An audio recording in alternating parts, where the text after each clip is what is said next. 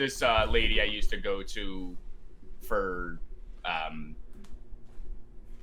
she did like art, like craft lesson. She's like the sweetest old lady. She does like calligraphy, lettering. She's uncredited in a shitload of movies for like having made all the script, like the Jane Austen type shit.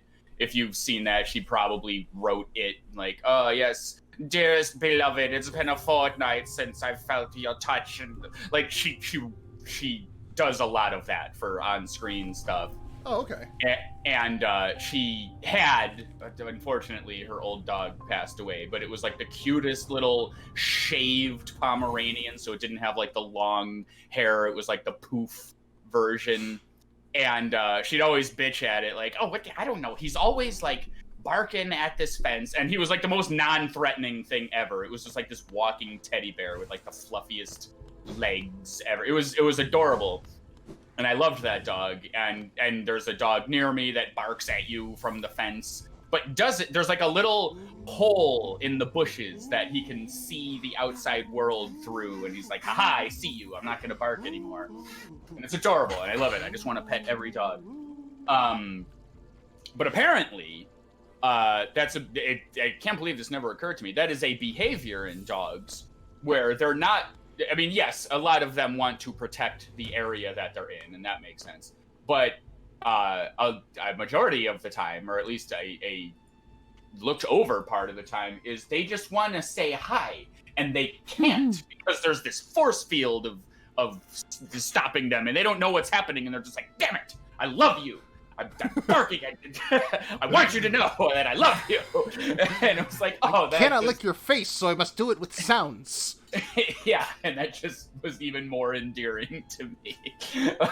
And that's what I think of Rooney, was the fluffy dog's name. Like, yeah. And then I would go through the fence, and he's like, oh, hello. Yeah, you're fine now. So I think a good plan to start off is just, I'm gonna go through the God Hall here, and because there's a lot of bosses I haven't fought in a long time. Yes. And I am completely like not familiarized anymore with their patterns. And so going through and just fighting them on a tune just to remember how they work, I think would be a good. Yeah, I agree. Practice. I often would do that myself, and then I would be like, oh, I got this. Let's try and knock out some Ascended or Radiant if I'm feeling brave, and that's kind of how it goes, yeah. I think that's a great plan. Also, if for whatever reason,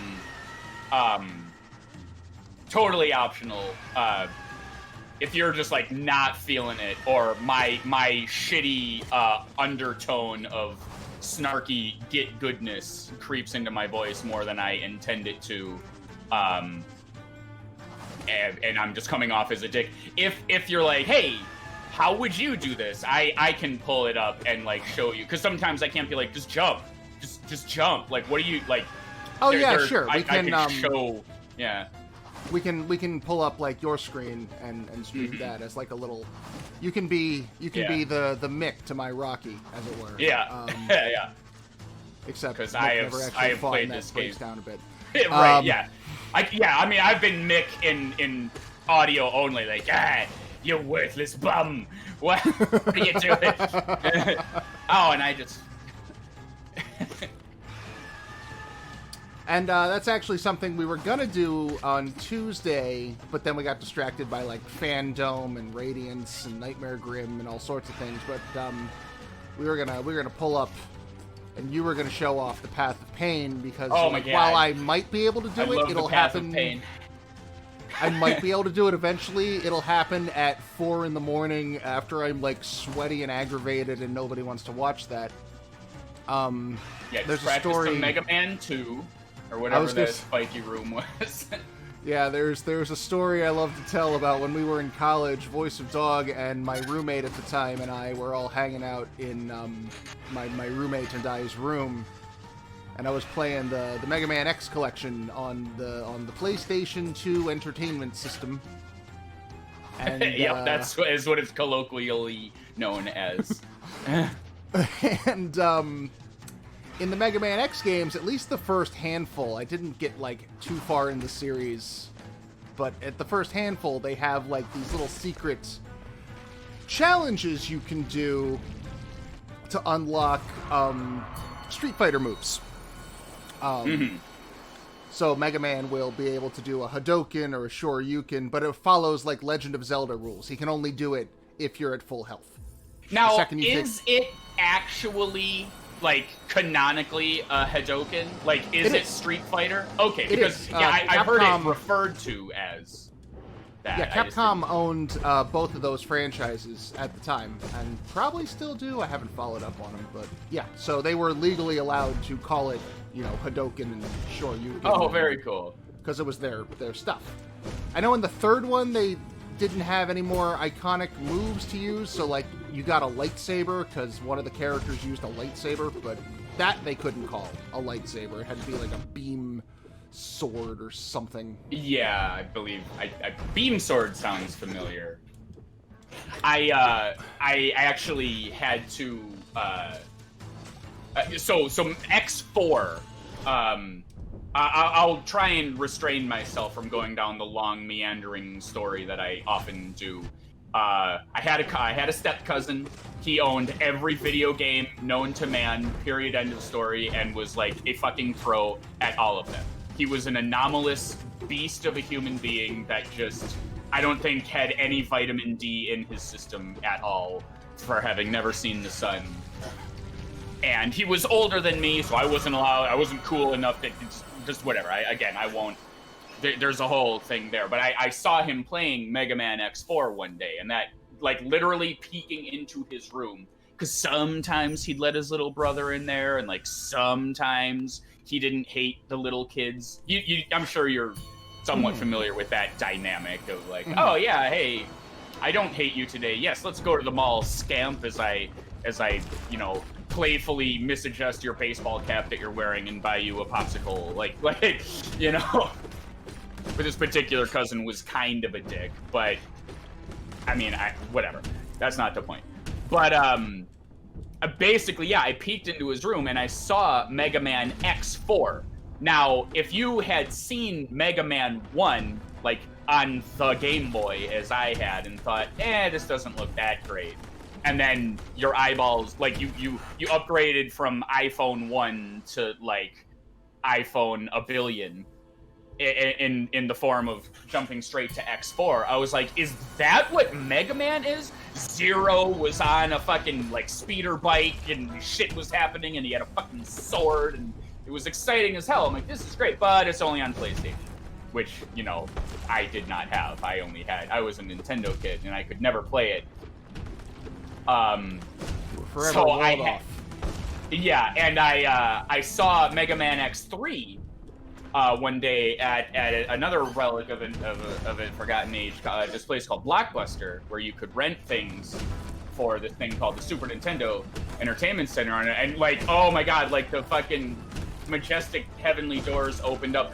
I read the back of the thing, and it said, you can play as Mega Man or Zero! And it was like, oh my god, it was like a poor man's X4. I was so happy. I was going to play Mega Man X3, and like, I didn't need a PlayStation. I found the loophole. And for those that don't know, Mega Man X3 is like impossible. It's really hard, at least it was for me. And to this day, it's the one that I haven't beaten. I finally was able to redeem myself and get the X collection and play 1, 2, and 4. But also, you don't get to play as Zero in X3. It's just a little tease where they're like, you get to the end of like one level, and then Mega Man's like, no, I got this. Fuck off, Zero. I'll take it from here. And I was like, no, but my beam sword, what am I gonna do? And I don't know. That's my quasi-interesting story. Do you remember? Because I remember them all as kind of a blur. Do you remember which version of Sigma was at the end of 3? Because I remember he would, like, sometimes be Darth Vader, and sometimes he would be Wolverine, and he'd have all these weird weapons he'd keep pulling out. I don't remember which fight was at the end of 3 specifically. 3 is the one I know the least about. I still haven't beaten it. Those games were simplistic in practice, but surprisingly complex for the hardware at the time, and I was looking up all the stuff. So, like, 1 was fairly straightforward. You go through and you can beat the game, or you can get the upgrade tanks, and you could get the collect these. And then if you got everything, then you could get the Hadoken at the end. And 4 was the same kind of way, but there were 2 campaigns. And it was, but like I remember reading guides and stuff and like making sure because I wanted to get the full experience and get everything and have super sweet moves. But I remember approaching either 2 or 3. I want to say it was 3. Could have been 2. I don't remember because I had some issues with 2 as well. Where it was like, oh, you could get the R chip for the right arm, or you could get the L chip for the leg, and like it had these like branching paths of yeah, that sounds familiar. I vaguely remember that sort of thing. And I think it was 3, which also further stopped me from diving in and fully enjoying that one. And then you get to X5, which is like, oh no, there's a timer, and if you don't beat the level, I just completely lost it. There's like a meteorite about to hit, and you gotta like save the hostages or some nonsense. It's like, that's where I stopped, because I was just not about to have. Yeah, and it's completely different from, because like Mega Man is just genius in its simplicity. Like, it's the perfect mental stimulation game. You wanna react to things, you wanna platform on things, you wanna get the moves and figure out the boss, and it's like an incredibly watered down Hollow Knight.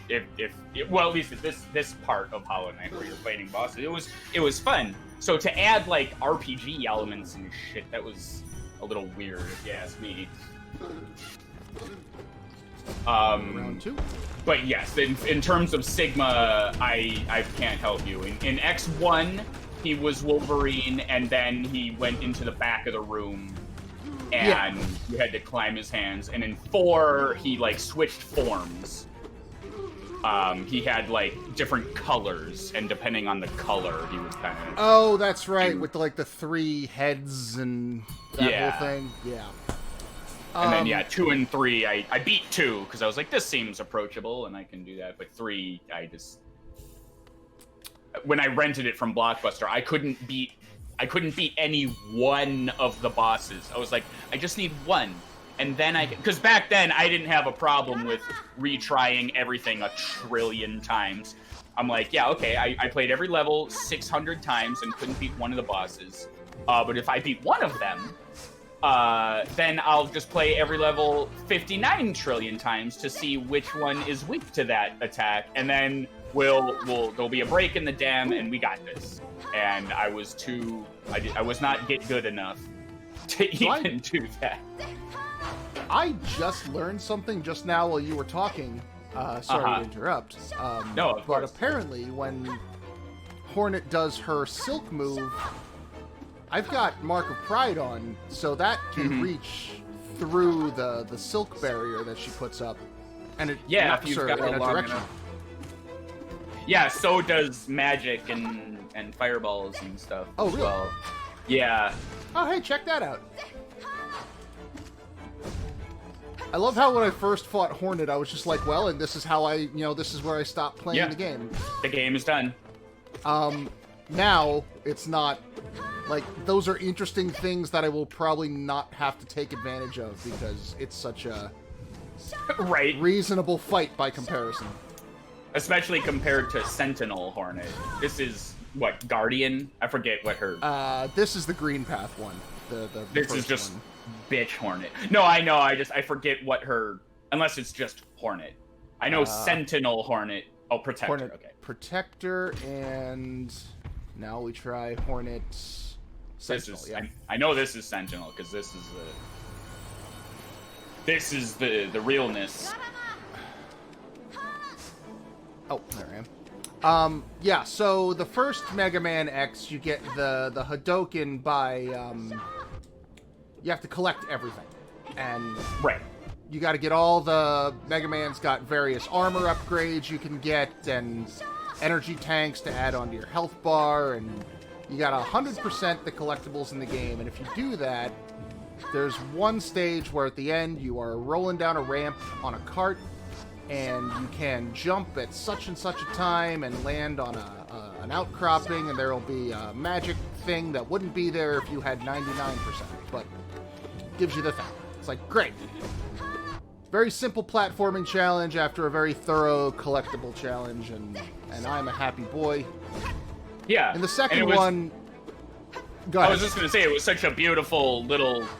Like, obviously, we're adult men now, and we always look through the lens of the time when we experienced the thing. But, like, at the time, video games were still for children. Like, the average age of the gamer wasn't, like, in the 30s as it is now, and I was just reflecting on, like, it was such a perfect little approachable difficulty curve for, like, kids at the time and everything. Like, yeah, this is great. I could beat the game, or I could explore more and, like, get all the things, and wow, what a reward for my time that I don't have to pay for because DLC isn't a thing yet. Meanwhile, in the second game, you still got to do all the collection, but then the platforming challenge you need to do to get through the thing is halfway through the big endgame fortress, so you got to fight your way through some shit just to get to it. Oh, I didn't realize it was in the fuck you level. Yeah, it's in Sigma's Fortress, if I remember correctly. Oh my god, yeah, and those levels, just to interject, in Mega Man games were like chapters, right? Like those were the boot you back to the beginning. Yeah, levels. yeah, Sigma Fortress 1, 2, 3, boss rush, final boss, that kind of thing. And the platforming challenges, probably by Path of Pain and Meat Boy and Celeste standards and that sort of thing, not so bad. But at the time, it was the moment I will always remember is you have an air dash that you can do. And you also have the fire boss's attack is also like a forward dash type move in that game. And there's a part in the section where you've got a corridor of spikes shaped like a number 2. So you have to use one of those dashes to get across, drop down the short vertical drop, turn around, and use the other dash to get back to the fucking platform to be safe. And that is just one of many sections, and I tried over and over and over again. I remember Voice of Dog was sitting, on the bed behind me watching this, and this was before, like nowadays, your friend's doing that, it's like, yeah, whatever, I got my phone, I'll fucking just zone out while he, wastes his entire life trying to do this thing. That's actually a really good point, because, like, this was just, like, the casual hang, me and the boys, or a boy, as it were. We're just hanging out. Like, I am invested in what you're doing. Your success is my success. This was Twitch before Twitch. Basically. Yeah, Twitch when you had to like maintain basic hygiene standards and things. Yeah. Fluke Marm is just nothing. That was a bitch. 5. I'm gonna try that on a 10. On one more. I want to try that better. But, so yeah, I was doing this for hours, and at around 3 in the morning, Dog finally just is like, you know what, this is not, I'm going home. Yeah, I'm going home. That's why I said what I said, like, he was invested. He was like, yeah, cool, we're hanging out, my friend will get it, this will be great. Okay, yeah, hour 2, wait, okay, maybe not. Okay. I'm still here, though. Like, how long could it have been? How much time? Yeah. Oh, jeez. It's literally 4 hours of trying and failing the same, 5 minutes of gameplay over and over again. And it's just like, jeez. Oh, boy. Okay, time to go. And the thing that puts the cherry on top is He finally goes home. It's like, all right, I'll see you tomorrow. I'll see you later, whatever. The very next or like second attempt after he leaves, I get it. Yeah. I finally get the stupid thing. And I just text him. And I know it has not been long enough for him to go, get home yet. So I text him like, hey, I got it. And all I get a response is, fuck. Yeah. I know, like, that was a story that you told me. Like, I was not party to this. I maybe didn't meet you, but that was, yeah. Like, I was aware. I get it. It's like, oh, man, you are, I don't know Mega Man, but I know the spikes kill you instantly, and I know you make your own fun by trying the challenge over and over again, and it's just like, no, you're supposed to stay and damn it, and then you don't get to share it. Like, fuck. And it was the Shoryuken, so it was like much harder. Like, you had to get that uppercut arc, and it was much like, it was not only harder to get than the Hadoken from the first game, but infinitely less useful. Oh, really? Yeah. Yeah, because the Hadoken killed everything. Yeah. Right? Yeah. Yeah, Because I think they were both one-hit kills, like even bosses, if you could pull it off. That's why they had to be. Those fucking flukes will swarm you on Ascended. That's how. Yeah, and the Hadoken, you had to be standing on the ground too, so it wasn't just like, correct. I dash at you, boom. The only benefit to getting the Shoryuken is there is one of the lead up to the final boss fight bosses is like a robot dog, and robot dogs are faster and stronger and will wreck your ship. Just in everything, that's how it goes. But That you can sounds use like the X1. Shoryuken, Yeah. or maybe it was the Hadoken in X1. You can use the super move to just make that fight disappear. Like, it's the warp whistle that gets you around that fight. Well, that, and there was that annoying, like, spider battle. Yeah. Where it, like, crawled down the path, and you could just learn the path once, because you had to learn it on the fly. And then you just learn it once, stand next to it, and boom, done, which I was not aware of. I'm like, oh my god, you can just end this fight.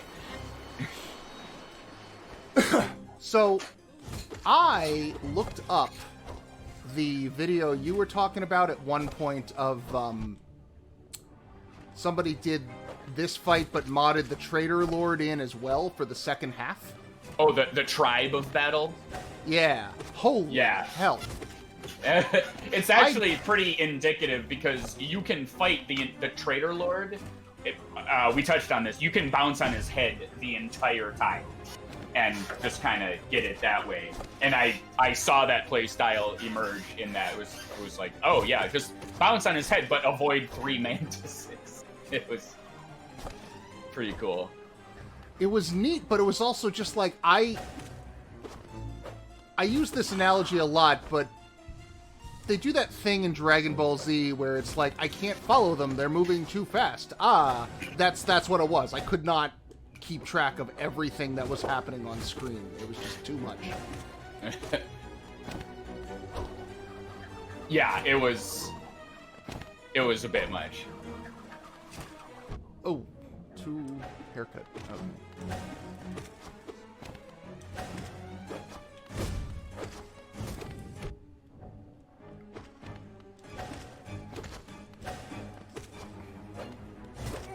Yeah, the mantises are great.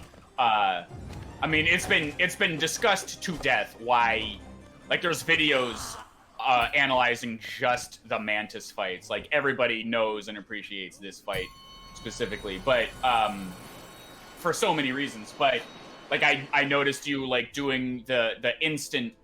I don't know what the name for it is, but like the jump immediate down slash for like kind of like an upward bounce rather than like I've passed the apex of my arc and now I'm coming down for a bounce. Like, that's such a really good thing to know to do and time on an enemy. And the Mantis Lords just kind of teach you those things.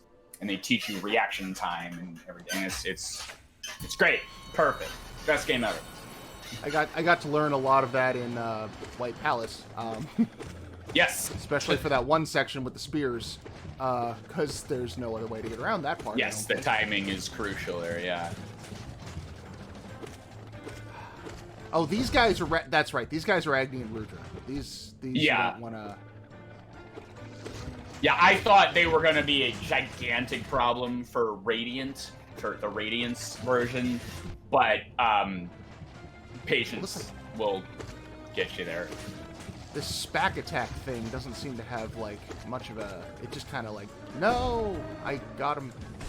Just kill this one. There's like 2 or 3 positions that the balls seem to go in. It's not like a completely chaotic randomness. It's like, oh yeah, and if I just go to where they're spread out more, if I stay away from them, then we're good. Yeah. Because I was like, oh no, Radiant is impossible. Like, how will I get up to them to even hit them? Not that big a deal. Plus, you can sort of like blob them together, and then like stay to the right of the arena. Then they'll waddle over to that side, and then.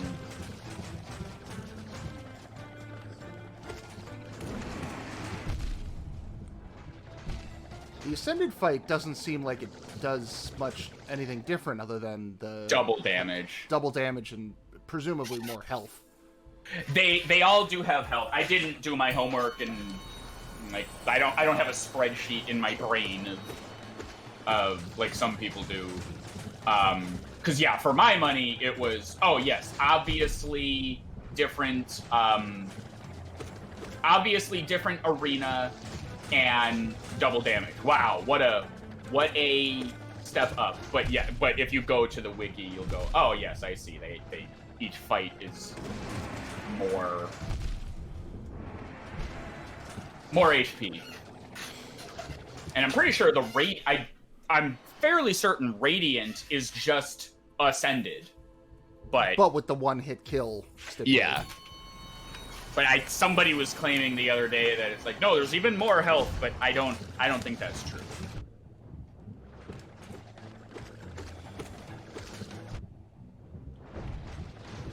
And see, right now is when I would go to the right. Yeah, exactly like that. They start to box you in.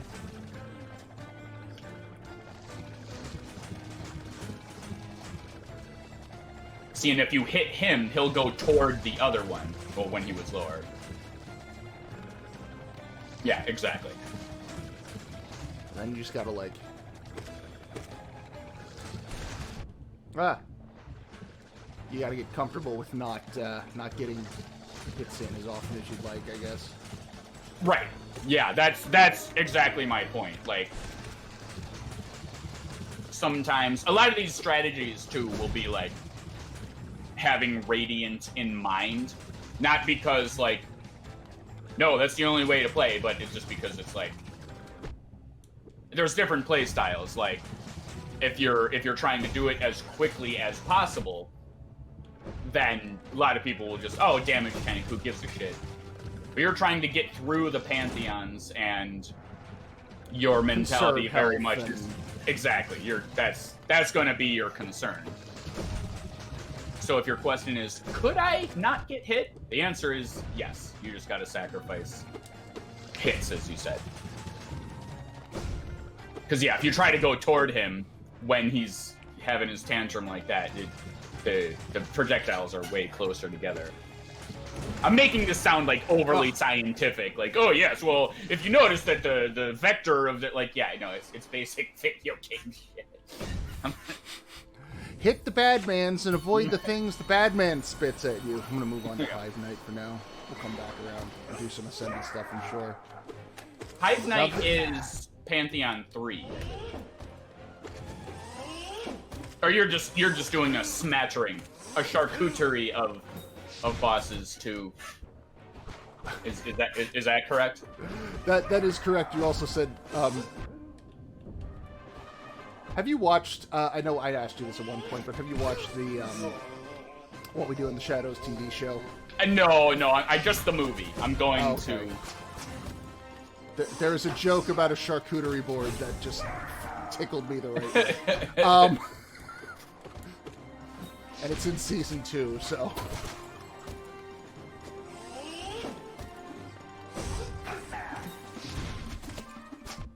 Yeah, 'cause my assumption at the beginning of this was you're practicing Pantheon 2 bosses. Yeah, I suppose. I mean, I also don't know how far Pantheon 2 goes, but Well, don't worry. There's an enemy in there you've literally never seen. So. Sure. I'm imagining the final bosses are going to be. So, based on what I saw of the Nailmaster brothers, it seems like, if nothing else, the final bosses are going to be different, right? Yeah. They're gonna be new. Which, if I could sound like a broken record again, is such a great addition to this. I've already praised the shit out of the Godseeker DLC for being so much more than just a boss rush. And then just Oro and Mato by themselves. It's like, wow, what a cool way to include, a move set and a whole fucking thing. I thought it was great. And yeah, they keep doing that. It was nice how they adapted stuff that you're familiar with because it's the moves they taught you. Yeah. It was also here are some characters that are what they do is they are good at stabbing. They taught you how to be better at stabbing, but the game proper, for narrative and flavor reasons, they have to be pacifists now. But the memory of them is still good at stabbing, so they can fuck up whatever comes their way. Right? It fits into everything. It fits into their characterization. It fits into their style. And yeah, there's a reason why they're stabbing you, not just because, oh, here you go. It's perfect. It's great. Best game. Best game ever. So much the goodest game. And now we've got you. I don't remember this guy doing double damage on the original time I fought him, but that was a long time ago. He does not. He does not. Okay. He's just a fucking bastard. Now, thankfully, it can be overcome, but he is forever stained in my memory as the boss that just pissed me off. I could not handle this guy. I don't know what it was.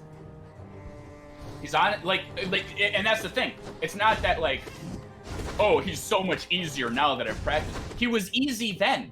He's got a simplistic movement pattern, basically just X and Y lines that he makes, and totally one-hit killable fucking dudes.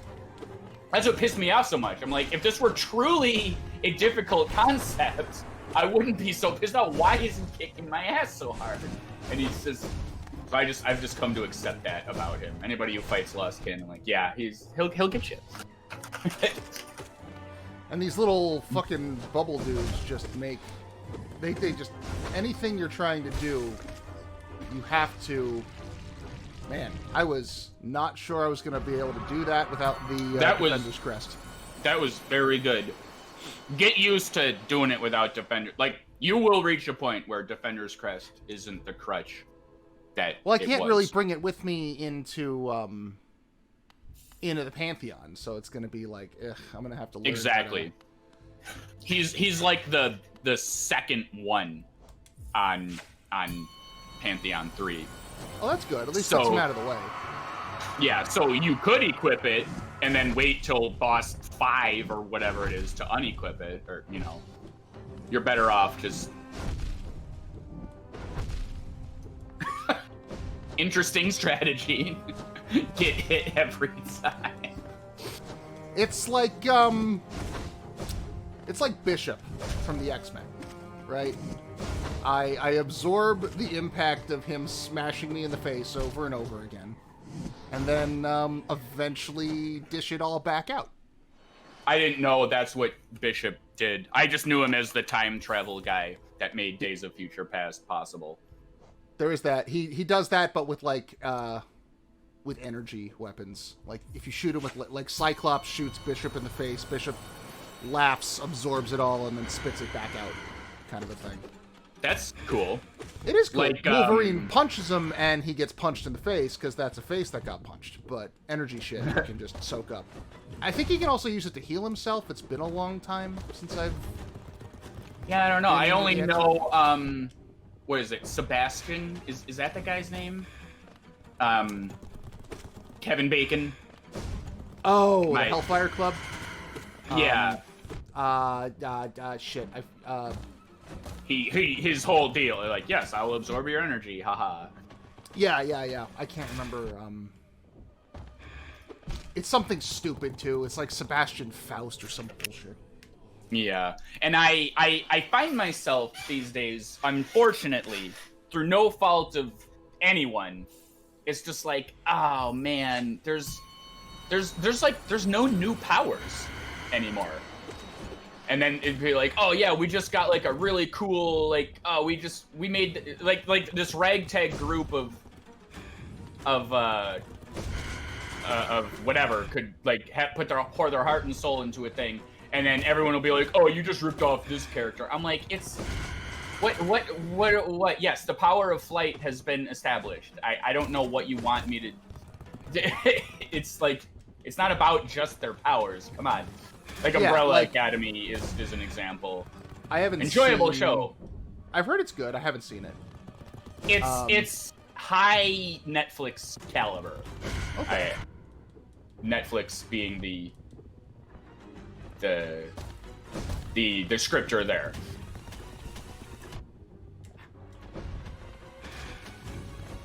But yeah, like you've got your time traveler and you've got your teleporter and your telepathic whoosh. It's like, but it's not about that. You know what I mean? It's about how they choose to. What's the character about? What are they? Yeah. Like, I know it got shit on, but I really liked Hancock. I thought Hancock was a good movie. I don't know if I liked it when it was a superhero movie.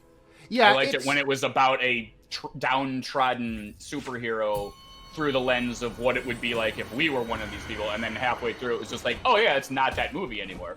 Yeah, but, once what's her name shows up, it definitely, I haven't seen it in so long, I don't remember. Not Will Smith. It does turn, but that first half of like, it's Superman. He's just Superman. He can fly, he can do the strong stuff.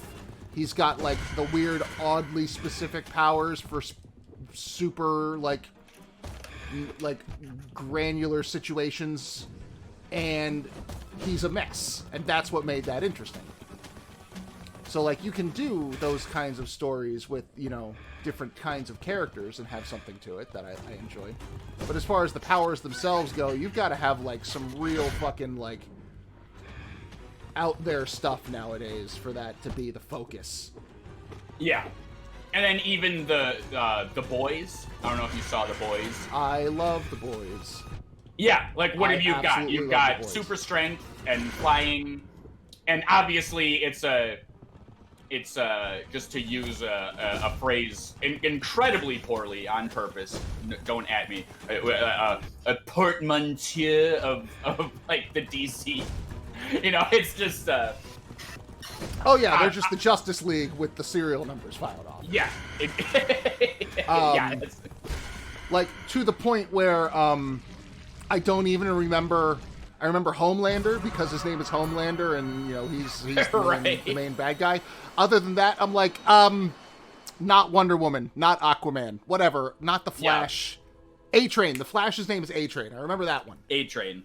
I remember A-Train because of this incredibly obscure little show that only appeared on Saturday mornings when you got your antenna just right and you ventured from channel 4, as it were, on my TV, up to channel 49.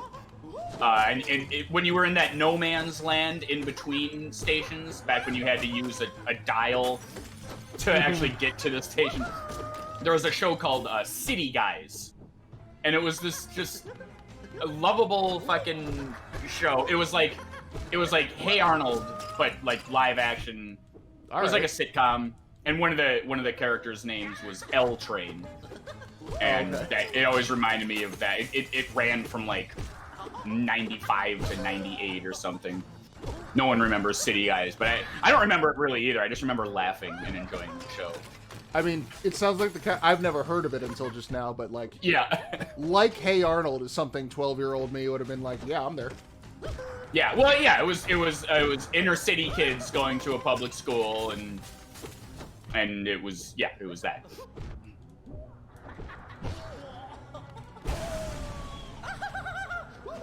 So imagine not being able to kill all those jars in one hit. Well, let's try that now. In fact, Ascended probably will get you there. I don't know if you've got strength. Like, basically, do it with no charms. That's... I think with strength on, you'll get it. But this guy made me go, I think I'm done. Farewell. See you in Silksong. Let's see, who are we dropping? Okay, well, Okay, the Aspids still go down in one. Yeah, so you're But they still go down in one. I know the Squibs, or whatever you call them, the flying guys. No, you're fine. It's dash to jar hit, dash to jar hit. Ah.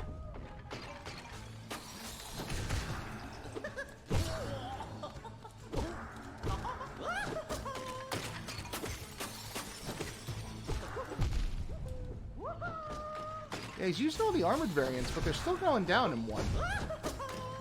Right, because you've got unbreakable strength on.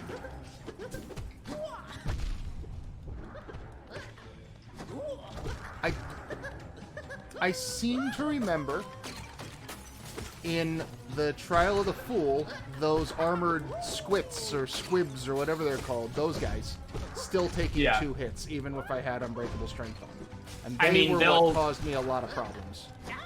I'm sure there's just like a slider that they attach to enemies in a certain area. Well, he was fun. What do we got here? Is the God Tamer in the Pantheon? He's in... I don't know which one he's in, but yes. They all are, yes. Everything you see. But yeah, like, even in the boys, right? Like, none of that's special. Like, right. Other than, like, Homelander is Superman and Captain America. But what if Superman and Captain America were just the fucking worst? Yeah. That's what makes that special. Exactly. You know, what if Wonder Woman, like, actually had to confront the, the sexism in the comic book industry and decided, no, I'd rather have the money. That's what makes that interesting. What if we could just tell Aquaman to go get fucked because fuck Aquaman?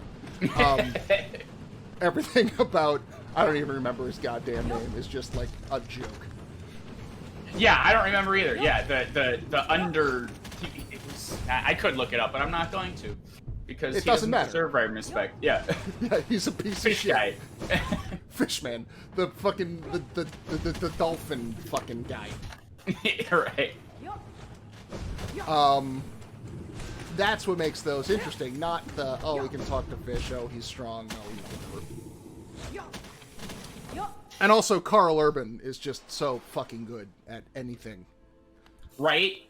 Like, he got all my respect back in the day, because when I had an affinity for when I was learning Photoshop and cool movie posters and this, that, and the other thing, so I studied movie posters and slowly started to learn things like, oh no, it's contractually obligated that 40% of someone's face is like, I saw the patterns in advertising and art, and that's why trailers are terrible and they give away everything and no one gives a shit about the craft anymore. It's just, the marketability of something, which we touched on a tiny bit last time. But all that being said, any actor who's willing to cover their face for the entire part of a movie, I tend to appreciate a bit more. Now, I can think of a couple of different movies you might be referring to, and I hope you're talking about Dredd. I am, of course, talking about Dread. Dread is fucking amazing. Yeah. But yeah, it was coincidentally at that time that I was like, oh yeah, this is why fucking Mystique is never blue, because Jennifer Lawrence is a fucking bitch who doesn't like sitting in a makeup chair. It takes a while. It's why I don't. It's a part of the reason I think Days of Future Past and First Class and all of them are garbage movies. I mean, like, I can see where she's coming from, right? Like, I've been in parts where you needed like heavy makeup jobs, and they suck. They absolutely suck. Would you change your tune if you were making like $20 million fucking dollars? I would absolutely take the $20 million fucking dollars. But that having been said, like, even like Michael Rooker as Yondu, like, all they did was put blue paint on his face. There wasn't really any latex or prosthetics or anything involved. Even that sucks. Sure. But I mean, we're having a conversation about the craft versus the marketability. Sure. Yeah.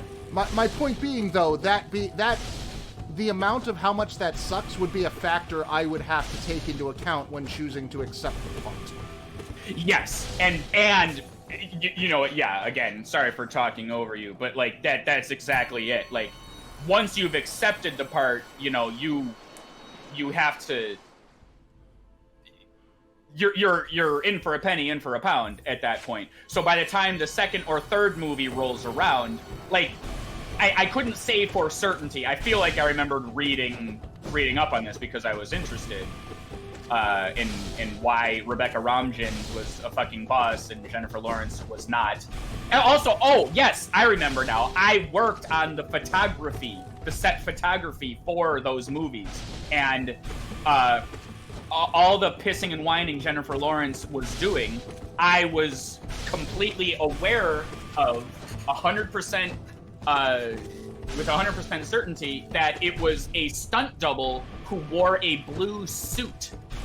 So I don't know why Jennifer Lawrence had to complain, oh, like, all this time that I had to spend, like, to the point that Mystique was barely in the movie. I'm saying that, in my opinion, it affects the character. Like, oh, the actor doesn't want to do this? Oh, okay, I guess we'll write a different thing for this character. Okay, I guess we'll also change the team dynamic. You see what I mean? Like, it's... Yeah, these creative decisions have an impact, and I don't like that someone with a little bit of clout goes, oh, no, it's this now. Haha, fuck you. The chair's a little uncomfortable. Wah. Like, okay, yeah, I'll grant you that it may be, and that might suck, but, like... ask for a better chair, you know, like...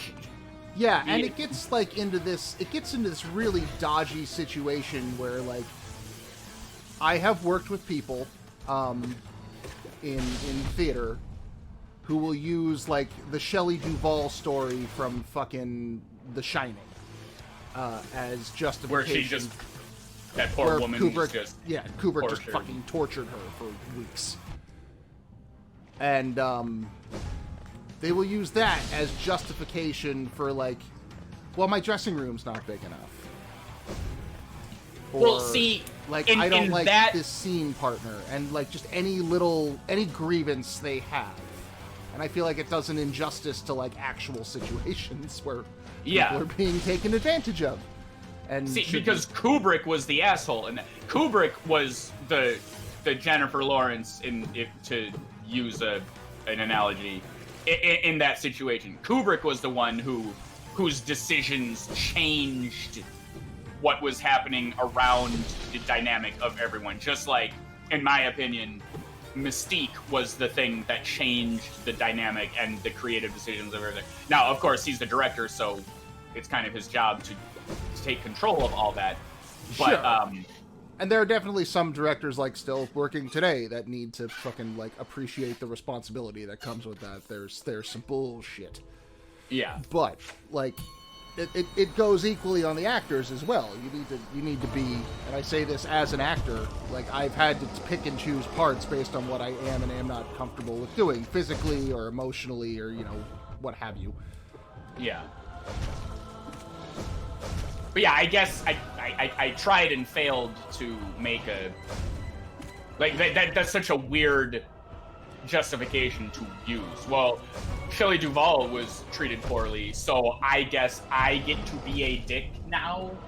It's like, no, that wasn't the actor. That was the actor not using their clout to change the situation into their favor. You see what I mean? Oh yeah, like well, when I say Kubrick that, I mean, aside, I know Kubrick. like the people I've worked with once who have done these kinds of things and have been like, well, here is an example I can cite of an actor being taken advantage of. Therefore, you can't do, whatever it is that you're doing that annoys me, because otherwise it's basically the same thing. Yeah, of course, yeah. When that thing is like, God, I've seen people throw hissy fits over not being able to fucking make their entrance like first, just like little shit. And I'm like, guys. No, exactly. And that, I think, is a victim of this marketability thing that I was touching on earlier. Because, if it were about the craft and, the attitude of moviegoers and movie makers and everything, if that shift were about the craft, I feel like that would happen less. Now, I'm painting broad strokes here, so don't come at me too hard. But anyway, the inverse of what I'm saying is, no, it's about the marketability. And the actors know that. What do you see most in a movie? Who's in front of the camera? And they're like, oh, well, you need me. You need me. I'm the actor. I'm the most important. And it's just like, and in a way, they're right. But, the reason I got into movies and filmmaking in the first place was because, I don't know, I was watching movies one day and I had an epiphany of sorts where I'm like, this is really cool because I'm sitting here imagining a screenwriter writing really cool scenes and wanting to see them come to life. And then you've got a prop maker or a special effects artist who also wants to see this come to life. And it just, this team idea kind of formed in my head. And I was like, I'd like to be a part of that and be a part of a team that cares about creativity. And yes, the actors kind of funnel a lot of that, but it's not. I had an absolute truth in my head that I kind of made for me. I was like, movies are this way, and so every time I see shit like whiny actors and this, that, and the other thing getting in the way of making something truly special, I personally get upset by that. And I get really excited when the opposite happens. I serve my queen inside her dreams. And just for, the sake of things, pardon me, I need water.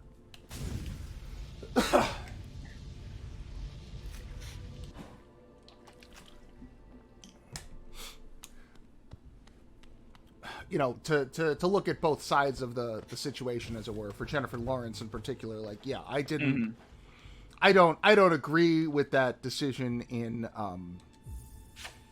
X-Men. If she didn't want to wear the blue body paint, then she shouldn't be playing Mystique, because that's kind of inherent in the character. And see, and just to interject, I'll throw it right back to you, but I think it's even more egregious because that happened when the train was already left the station on the sequel. So now she just gets to decide, oh, well, no, you're stuck with me now, so ha ha ha. But yeah, anyway, I just wanted to say that, but go on. Have you seen fucking Mother? No, is that the Del Toro? No, that's Mama. That's Mama. I have Mama not seen is Del Toro. Mama's okay. Mama's pretty good. It's got a weird ending, but that's most horror these days. Okay, weird ending. No, Mother is the Aronofsky story of Genesis biblical allegory, but the most violent version of that you could possibly imagine. Okay. And, like, half of the movie is Jennifer Lawrence getting the shit beaten out of her because Bible. Because Bible, okay. Because she had her period and how dare her. That's the Bible, right? I mean, it's that wasn't a Jennifer Lawrence joke. No, this is me trying to like find a concise way of describing it, and there really is none because Aronofsky sometimes just gets up his own ass too much. It is yeah. I can't She and Javier Bardem are married, and they are living in the woods in this house. And he is an author who is trying to write his masterwork. But really, she is the earth and he is God, like the biblical Christian God, and it's a metaphor for how modern society, as embraced through Christianity, are destroying the planet, is the most concise way I can phrase it. What the fuck? So, Aronofsky, again, to interject, Tree of Life, right? Was that him? I believe. I have not seen that, nor do I have any real interest in, but I think that was one of his. Okay, so I was tasked in my PA days, my Hollywood PA days, to go through something like 40,000 photographs. Well, I don't think, no, it wasn't, well, I had to do that also. But I watched the movie before it was released to, and before all the special effects were in and everything, to pull some shit for marketing or whatever the hell it was. And I watched it, and they were like, oh, look for shots of the kids or whatever the hell it was. So the whole movie starts, and it's just like, oh, my mom used to tell me a story about life and death or whatever, and one side was life and the other was death. I don't know, two opposing figures that might as well be black and white or up and down. And so it starts with this highly metaphorical fucking thing, and then it's just a movie about kids playing and Brad Pitt having kids. I don't fucking know. But then there's like velociraptors and shit at some point. Like and then they go through the birth of creation. Or I don't know. I was just tasked with pulling clips that had like a person in them. So I do this. It's like a 6-hour task, and my producer's like, "Oh, okay, yeah. So did you go through and like did you pull based on the?" Like, you know that, like, the father was life, and the mother was life, and the father represents death, right? Like, did you get that? I'm like, sure. Whatever. Yes, boss of my... What? Are you fucking... Like, what? I didn't know what was happening. And then, yeah, all of a sudden, the movie just ends, and it's like 2001: A Space Odyssey times 800 trillion out of nowhere. I'm like, what? Life and I don't know what any of this means. Please. Oh man. Yeah, but yeah, that's Aronofsky for you. Yeah, like Requiem for a Dream, which I saw once and never need to see again. Yeah, and that's most people's sentiment. Black Swan, which I actually genuinely do like. I do like Black Swan, where it's all of his like dream-like and allegory nonsense, but you know he has to like confine it into something. There's still a story there about a ballet dancer and a troupe and things. But yeah, Mother, it starts off with this whole setup, and then she's pregnant, and the baby is of course Jesus. But then, like, I was gonna say. Where Jesus, right? Okay, yeah, continue. Like, I seriously have to stop now. Anybody watching, like, I can't describe this without going into serious trigger warning territory. So if like horrible violent stuff bothers you, just mute for like 5 minutes. In fact, you'll know it's safe to unmute when I start fighting the shit beetle. Okay, 3, 2, 1, horrible stuff now. Mute if you're not comfortable. So she gets pregnant. And Jennifer Lawrence? Jennifer Lawrence is pregnant, okay. Yeah. And then, first off, like, these people show up at the house, right? And it's like an older couple, and they're trying to find their sons, and it's like Ed Harris and Diane Keaton, I think, or someone of Diane Keaton's, you know, oeuvre. Like, someone like, a Diane Keaton like, if not her, I don't remember exactly off the top of my head. And, like, they're arguing, but, like, in, like, they kind of have like a weird cuckold fetish thing going that she's trying to start. But then, like, they have these two sons that show up. One of them is actually Donald Gleason. I like him. Huh. He's always popping up. He's in things. Yeah. And then, like, they show up and they start fighting and kill each other. And, like, they're trying to figure out what's going on. It's this really tense, like, all these people stuck in a house. Like, and everybody's a little bit off kind of thing. And I'm like, oh, okay. Like, I heard this is about the Bible, so that's a fucked up, like, middle-aged Adam and Eve. There's Cain and Abel. Gotcha. And then, for the last 45 minutes of the movie, everything turns into chaos in a blender. People show up because they want to touch the author because his book is so good. All of a sudden, there's 1,000 people in the house. Jennifer Lawrence is running around screaming at everyone to stop breaking her shit because she's trying to throw a party, and more people keep coming, and she's pregnant, and no one's listening to her, and she's freaking the fuck out. And then all of a sudden, everything's on fire. Literally, I'm not being exaggeratory here. Things start catching fire. People start rioting. There's like a huge, like, blood orgy that goes on. Kristen Wiig shows up and shoots 8 people in the face for no reason. She's a reporter. And then she gives birth, Jennifer Lawrence gives birth to the baby, and the baby gets torn to bloody shreds by the crowd, and then punches her in the face 8,000 times. And there's this really long, slow, terrible shot where you just watch Jennifer Lawrence get the shit beat out of her, in addition to just, like, a lot of passive the shit getting beaten out of her.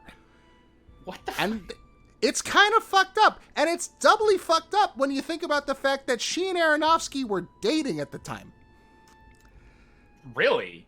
Yeah, so it's like... Isn't he like 100? Sure, I don't know how old he is. Probably. I wouldn't doubt it.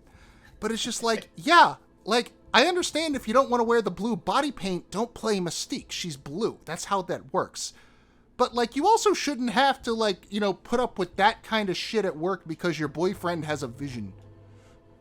Yeah, I see your point. I agreed.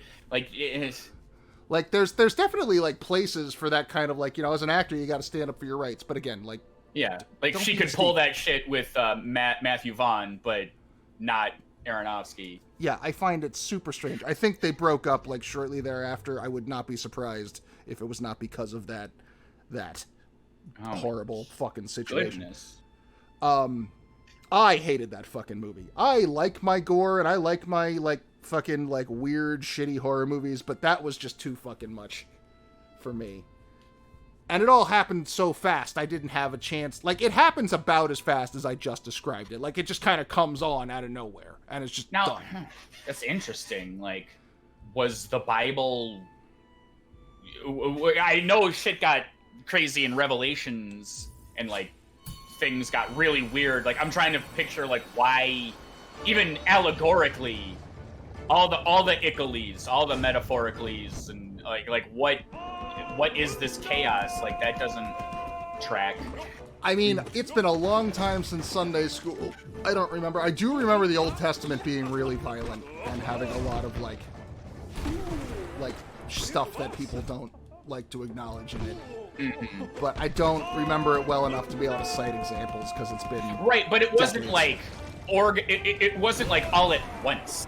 A lot of the stories were like this violent thing and a pillar of salt, and then this violent thing, and then this guy was like, "Hey, I would like to rape my daughters, please." And yeah, not to bring up sore subject, but my point is they were more or less compartmentalized into the book that they were in.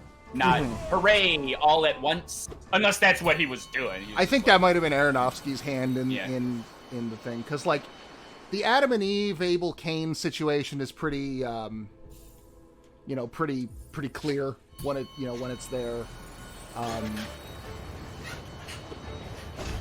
I'm sure there's other stuff that I recognized at the time that I'd forgotten because I saw this in theaters like 3 years ago when it came out. But if you were a biblical scholar, if being knowledgeable about this kind of thing was, what you did for a living, because that's the thing some people can just do, then I'm sure there would have been like all over the place. Because Aronofsky, like, for all of my gripes about the man, one thing he is not is lazy. He does not half-ass it. Which is, impressive in its own right. Sure. So I'm sure that, you know, the pieces are there, even if I don't necessarily recognize them all or recall them. Right, yeah.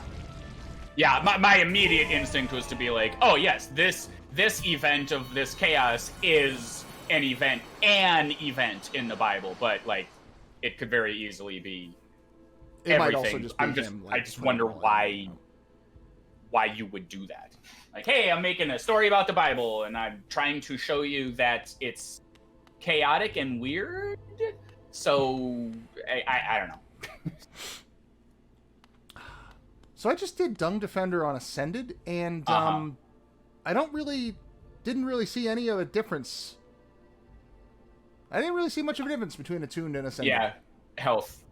Yeah, like some of them don't change. The big ones are the double health and the changed arena, and some of them just don't have a changed arena. Like go find No Eyes. They're, like, that's a great example. In fact, I'm in the Hall of Gods right now. Let me see if I can direct. Oh, it did do it. I got him. So yeah, he was 2 away. There you go. Good job. So yeah, here's No Eyes. Okay. And whether you win or lose, just check out Ascended.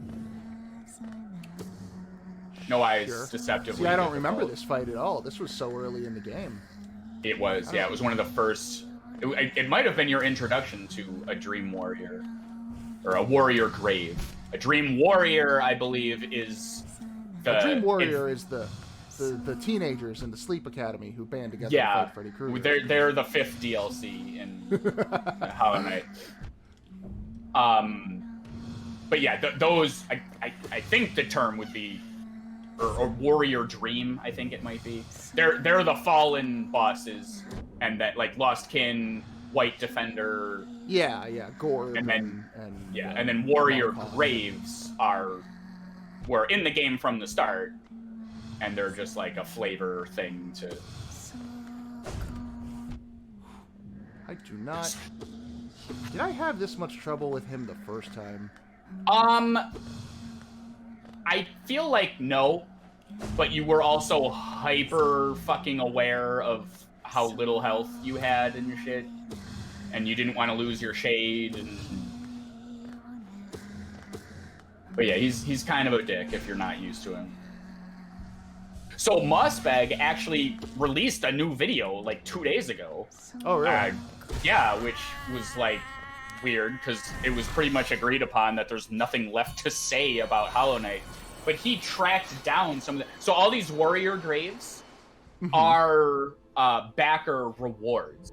In the form of you get to design a character. Oh, really? Yeah, and they got to design their own lore and everything, and he tracked them down as much as he could. He tracked down the original Kickstarter backers to kind of, you know, have a conversation. Like, what was the inspiration for this character and the lore? And apparently No Eyes disturbed...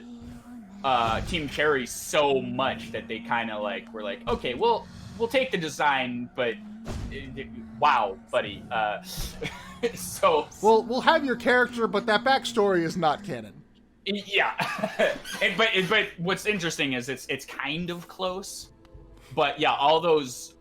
So No Eyes went away to do something. I don't remember now. I'm gonna butcher the shit out of this, but she went away to do something and heard about the infection and was like, oh shit. No, my babies. No, they're safe. They're fine. It's fine. It's fine. I'm going to go back. I'm going to check on them. They're fine. No way that they're affected by the thing. So she goes back, and all her now infected children smell fresh meat and eat her eyes.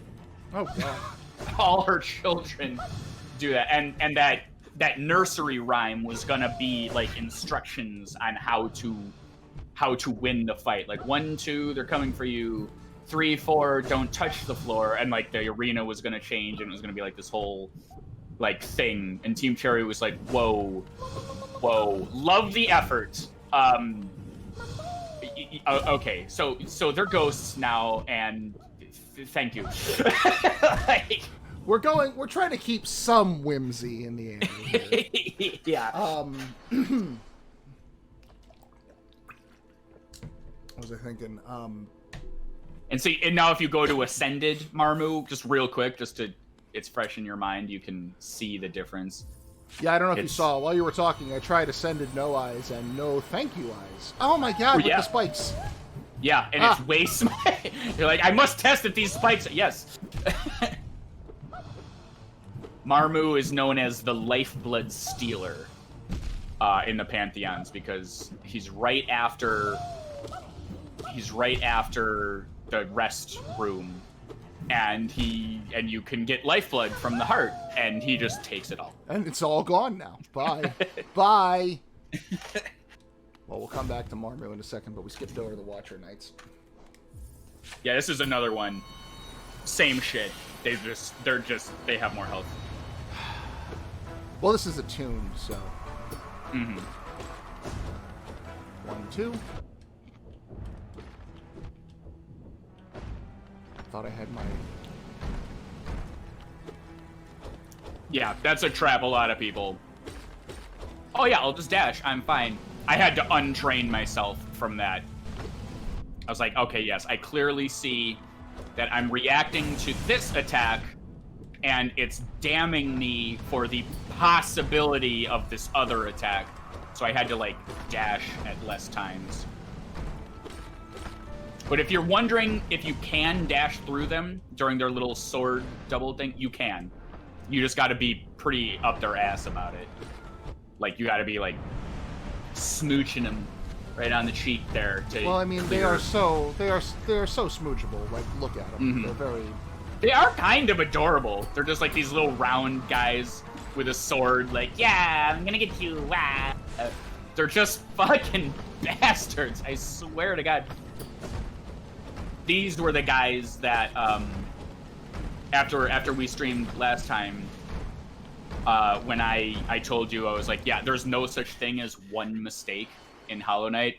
I was trying to do an all bindings at once run, and I was doing it. These guys are toward the end of one of them, and I was like, this is okay. Yeah, these guys suck, but I'll be fine. I had 3 health, and then I blinked and I had 0, and I'm like, wow, I just did 80% of this battle completely fine, and then I just suck now, I guess. I was so pissed.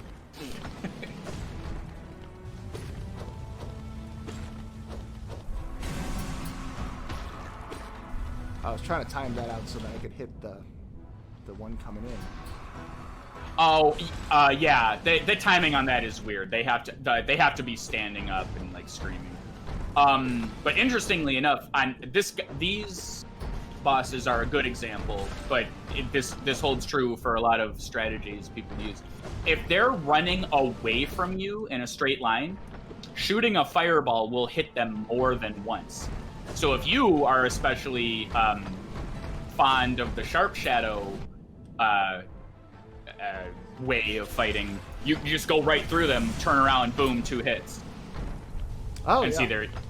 And I do like a low jump over them, and it gets me in trouble sometimes. But it just occurred to me, like, you can just like bam. Because the vengeful, Yeah, what's the hell is it called now? It's called Shade Soul now, right? the Shade Soul will be traveling, and they will be traveling, and it'll keep ticking on them as they move. That's good to know.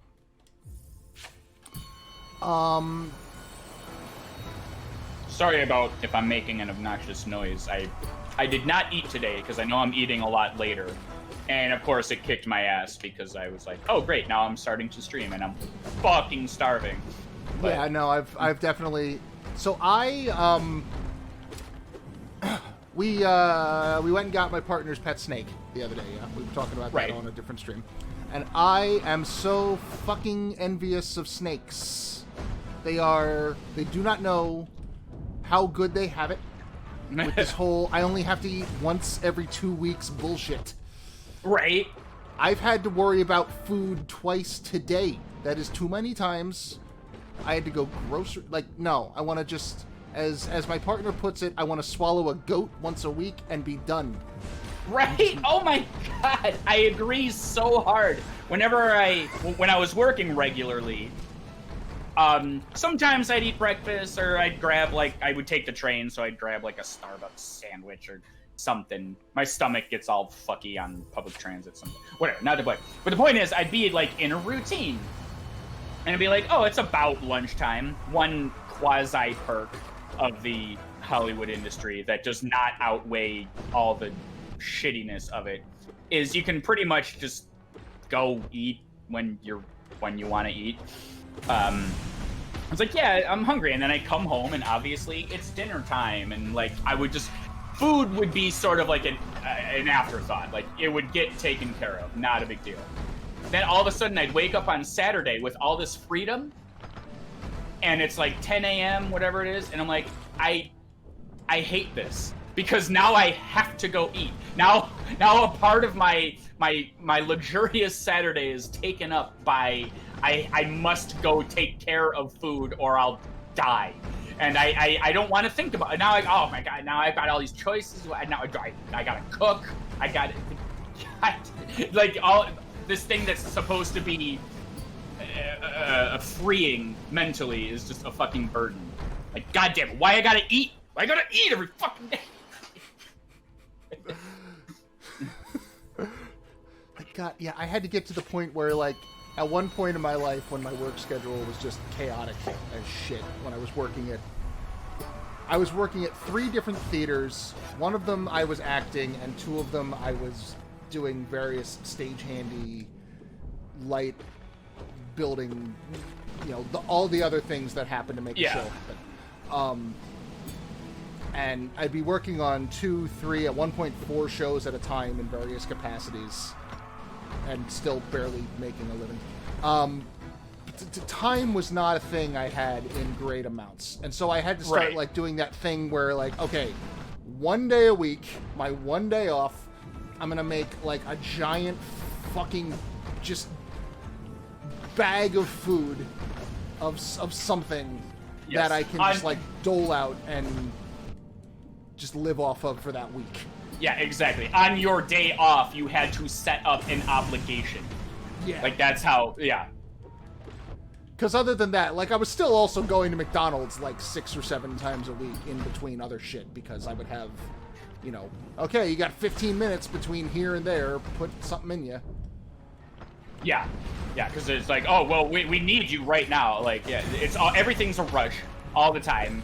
And like, oh yeah, like you're supposed to have X for a lunch break, but like, could you just take it for the team this one time, and this one time being every time because you've demonstrated that you can, not eat today? The benefit once I joined the union is they will still do that from time to time, but they try to avoid it because if they do that, if they're like, hey, can you skip your lunch break and do this?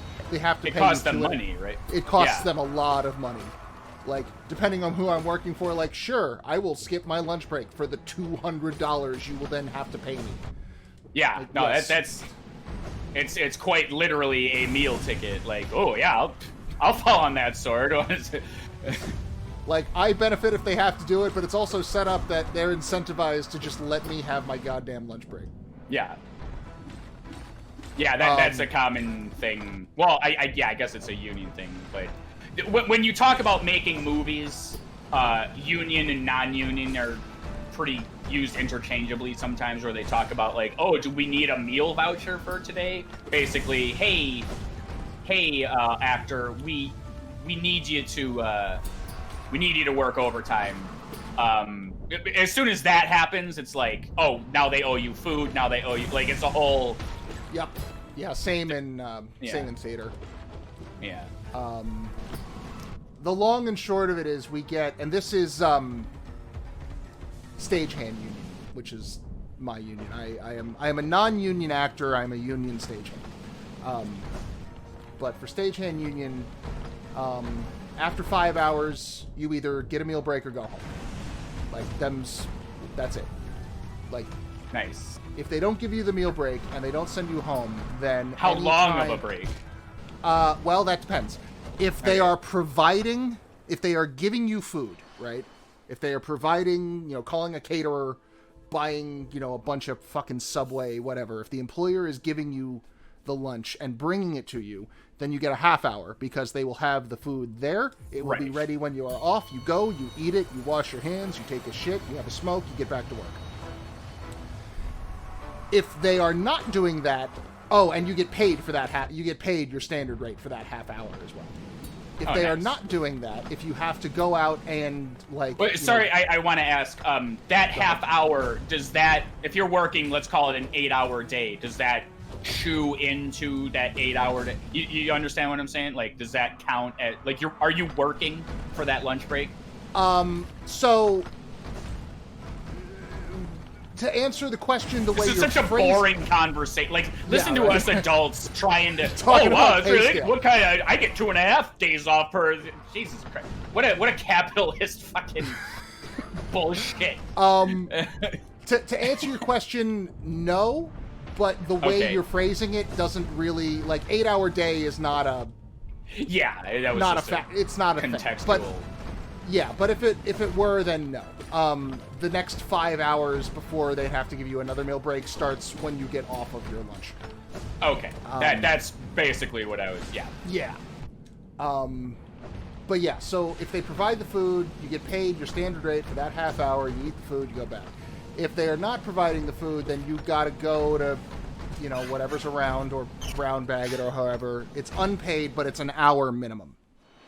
Yeah. And since the aforementioned is not like, because I've worked jobs where it's like you could take a half-hour lunch break, but you get to leave a half hour early. But it's seeming like in this case the hour, if you're wanting a break, is preferred, because it's like, well, I'm working till I'm done working regardless. So yeah, a lot of the time it's we're here till the job's done. And like, if it gets to a point where we have blindingly more employees than work to do, then some people will get sent home early, and that's also like that gets into seniority, and they got to ask. There's 2 different kinds of seniority. There's a whole thing, but basically, the most senior people get asked, like, do you want to stay or go first, and it works down the line. But yeah, it is very equitable. Like, it's difficult work, but we're treated very well. And like, sometimes things go amiss, and that's understood. I'm guessing in Hollywood there's a similar principle, but the hurry up and wait thing. Yes. When I first came out, I had to intern for Ithaca as part of the thing. Oh, the LA program they had? Yeah. And I, being a naive, bright-eyed, newcomer, they were like, oh yeah, well, we need all the help we can get. And that phrase would come into play a lot. Like, oh, we need all the help we can get. Basically, oh, free interns? Yay. And they were like, well, you gotta, they would say, like, oh, you gotta work hard. Like, sometimes we have, like, 14-hour days, because I was working on a movie set. And I was like, whatever, I don't give a shit. I'm used to working carpentry. Like, yeah, I'm fine. But what I was not prepared for was, like, that mentality. They said that to everyone. We need all the help we can get. And they just soaked up free interns like a sponge. And yes, the days were still 14 goddamn hours because of terrible management, but there were just interns everywhere doing nothing. And of course, I thought this was my ticket. Like, okay, well, I need to prove myself. So of course I'm like working myself to the bone, trying to like stick out and appear more valuable among the other. It was just a shit show. Like, no, you can't just keep throwing bodies at the problem, and it's actually worse now. So, good job. Yeah, I mean, like, there are some problems you can throw bodies at, but I don't know if that's the kind of thing. Well, if you know what the problem is, and it's specifically, yes, I need this, then yes, of course, because you've assessed the problem and the needs, and there you go. Having them just to have is poor management, and that's like, what it was.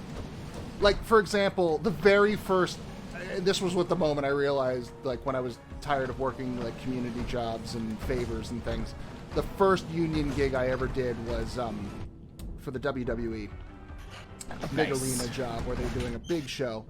And, like, I haven't watched the WWE since I was, in, like, high school. But if you have ever glanced at a screen where they were fucking doing something, there's a lot going on. It is overproduced all to hell, and that's the point. Yeah. There's giant towers with screens bigger than you think they are. They're so huge. They are 20 fucking 5-foot by 6-foot monitors latticed together. They are so huge because they're like 60 feet in the air on these giant towers made of steel and cables and lighting and just so much. And then there's the ramp and the ring and all the side screens. And then that's just what's on display. Then there's like the fucking, they call it the gorilla cage. I don't know why. I didn't ask. But it's where like all the TV, the monitoring and everything. Yeah, where the whole production team is basically in a black box hidden behind. They always call it something adorable. Yeah, we gotta go over to the vault. Jesus Christ. Yeah, whatever. And I did a job for ESPN, and it was the same. Like, yeah, for the road people who got to deal with this every day, I'm sure it's cute. I'm gonna move on from these guys. They're getting under my skin. They're bastards. They're a rough one. So just all of these fucking things, just so much stuff. And the thing that just like gobsmacked me was the show got done at 10:30. We had to go in, like I went in to set it up in the morning, but to take it down, we didn't get in there until 11 o'clock at night because it takes half an hour to clear 70,000 people out of a room. We had that shit down and on a truck and heading down the highway by 1 a.m.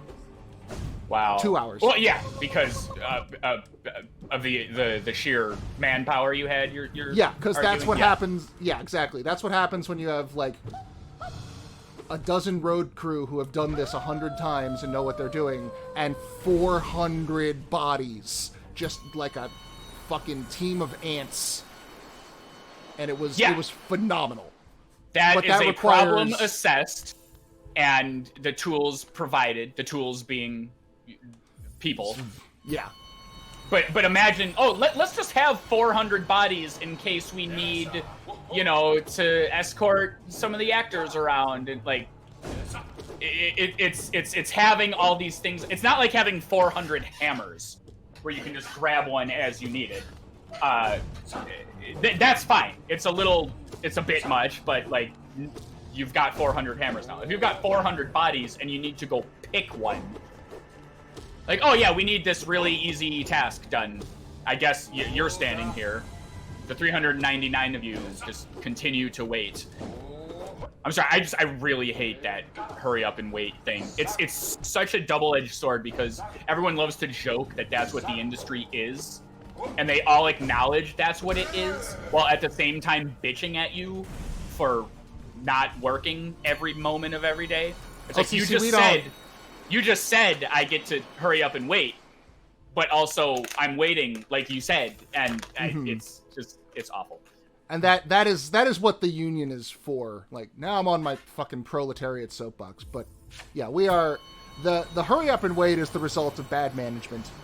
And yes, the union is there to make sure that if management is going to be bad, it is them who are going to be hurt from it, because that's on them. We are not going to be taking that brunt. Yeah, which is basically the entirety of my career, and you're making me introspective of... The worst example of that I can think of is we did a show at the same arena, 70,000 fucking seat arena, where we did the WWE stuff for Game of Thrones live in concert, right?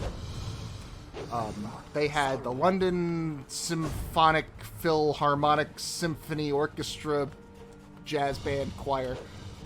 Yeah. Something. All the Onyx. All of them. Every single one. Sonic the Hedgehog was there. It was brilliant. Hooked on phonics. We got Coney Island hot dogs from Sonic. It was so much. Yeah. They were just doing music from Game of Thrones, the show, and there was a light show and, you know, the whole thing. And it had been 3 months since their last performance because they did a European tour. Okay. They went on break for 3 months, and this was the first stop on the second leg, their American tour. Okay. So, for those of you who have not seen Game of Thrones or somehow still, like, not aware, the central throne is this giant, tiered, ugly monstrosity of a thing.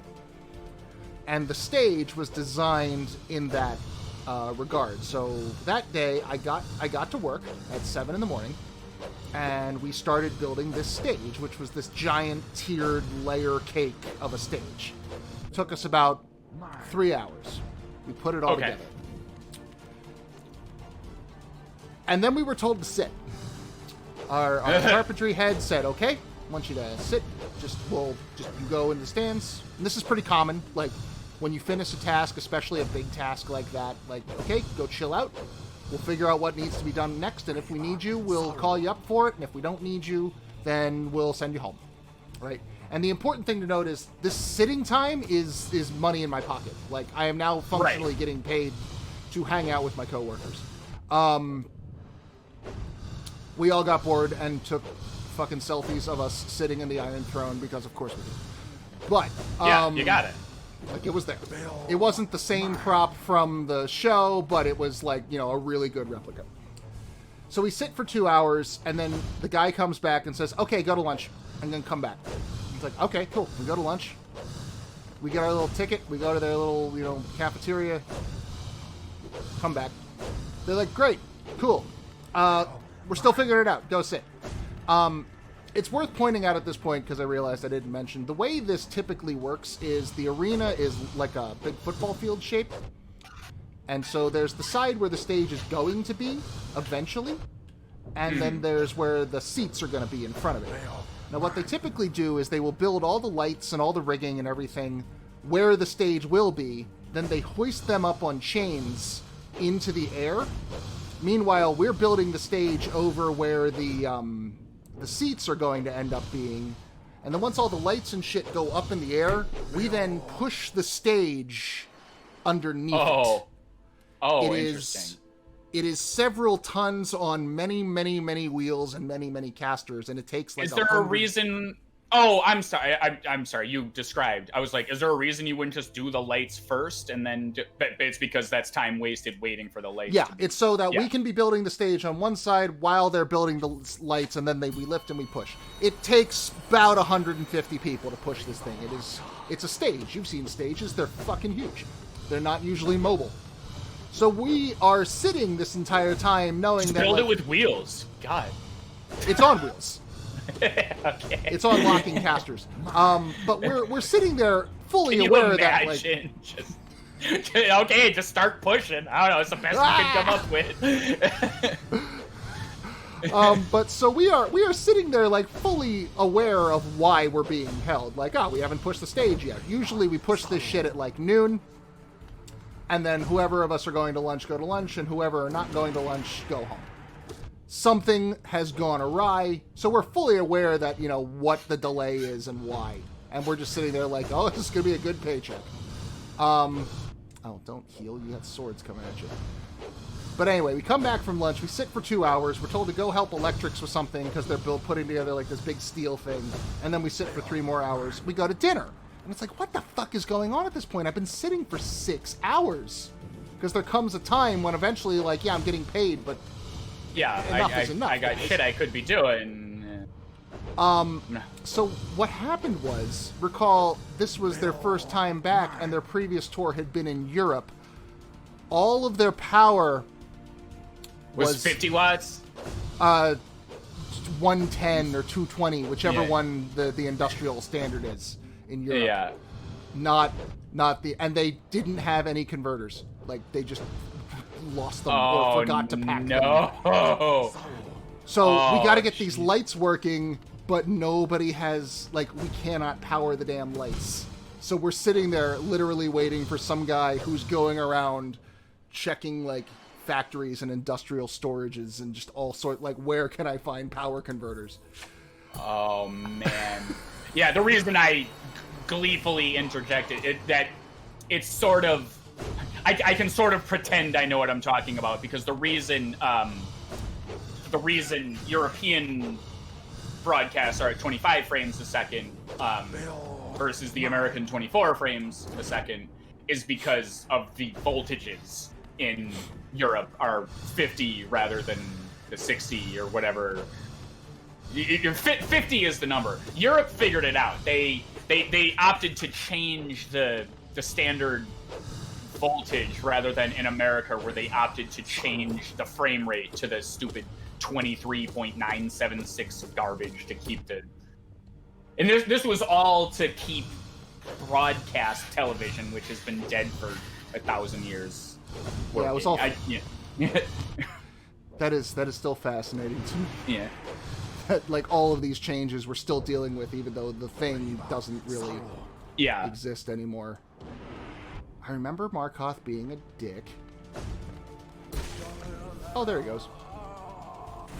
Yeah, and you're fighting, like, honestly, like, good Markoth. Fighting him with a goddamn floor is a gift. I don't remember if I looked it up or you showed it to me or if I just came in and tried the Ascended, but, you know, take a peek at this. Nope. You did try the... I wanted you to see. It's so bad. And he's toward the end of every Pantheon he's in, and he's just... It's awful. He's truly the great barrier for me, personally. I cannot stand him. Yeah. Oh, yeah, and he's doing double damage. Oh, yeah, also that. Like, fuck. Well, because, like, that Radiance fight, once they took the floor away, it's just like, oh. Yeah. And I don't even know how to, like...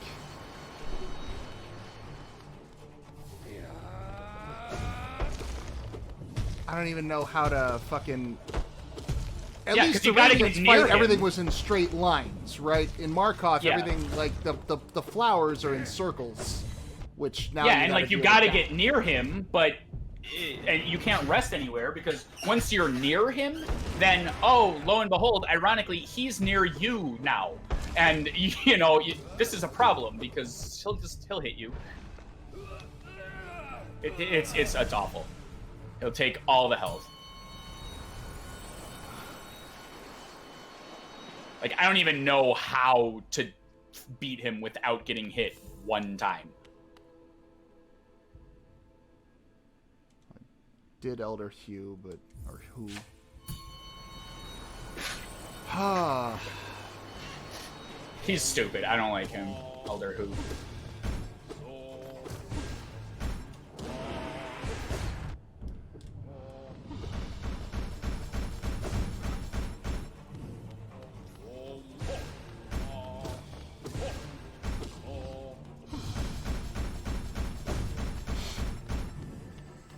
But yeah. Finally, I watched that roll call video. Yeah, it's fun, God. Right? It was so much fun. Like, Man, just the featurette I saw was just like mostly John Cena and Idris Elba. Right. And I didn't see much of the designs for the other characters, but oh man, they're having fun with it. They made Captain Boomerang fun again. Yeah. Like, no, exactly. It was such a perfect compliment to the featurette. Yeah. Like you said, you didn't see the Suicide Squad, but Captain Boomerang's in it, kind of. Yeah. He's Australian. Yeah. There's everyone in that movie. That movie has 3 characters. It has Will Smith as Deadshot. It has Margot Robbie as Harley Quinn, kind of.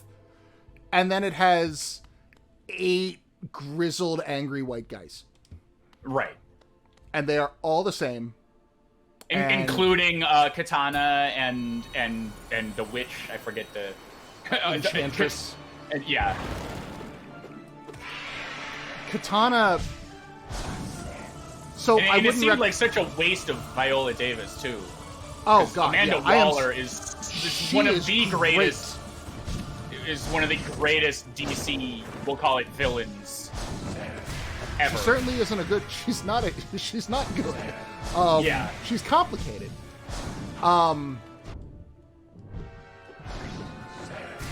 Viola Davis being brought back to play Waller in this one is just like, I'm so glad they. Because I could see a lot of the time a studio would be like, well, this didn't work. We gotta, like, anything attached to it is fucking. Yeah, like, full changing of the guard.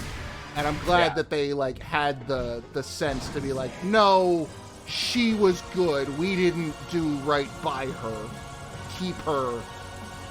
Give her a good script this time. It was such a good choice. Enchantress was literally a last-second mistake. The villain of the movie was supposed to be Steppenwolf, and then at the 11th hour, somebody went, "No, we want him for Justice League, actually, because Justice League is supposed to be Darkseid, but we decided we want to save Darkseid because we think we're going to have a future." Yeah.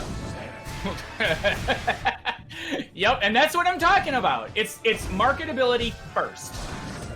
Man, fuck you. And ruin 2 movies already in production in one swoop. Yeah. Granted, David Ayer was in charge, and I don't hold a whole lot of respect for him or his work. I'm not familiar with him other than the Suicide Squad guy. He also did Bright. Oh, really? But this was after. Suicide Squad was before Bright, I think. That's what I'm saying. Like, he wasn't Bright guy. Oh, at the time. Yeah. Yeah. Yeah, so Enchantress was like, oh, we need a D-list villain to, like, hastily rush in here. Sure. But, Katana, for fuck's sake. So, there's a YouTube guy, a YouTube individual named Dan Olson, who,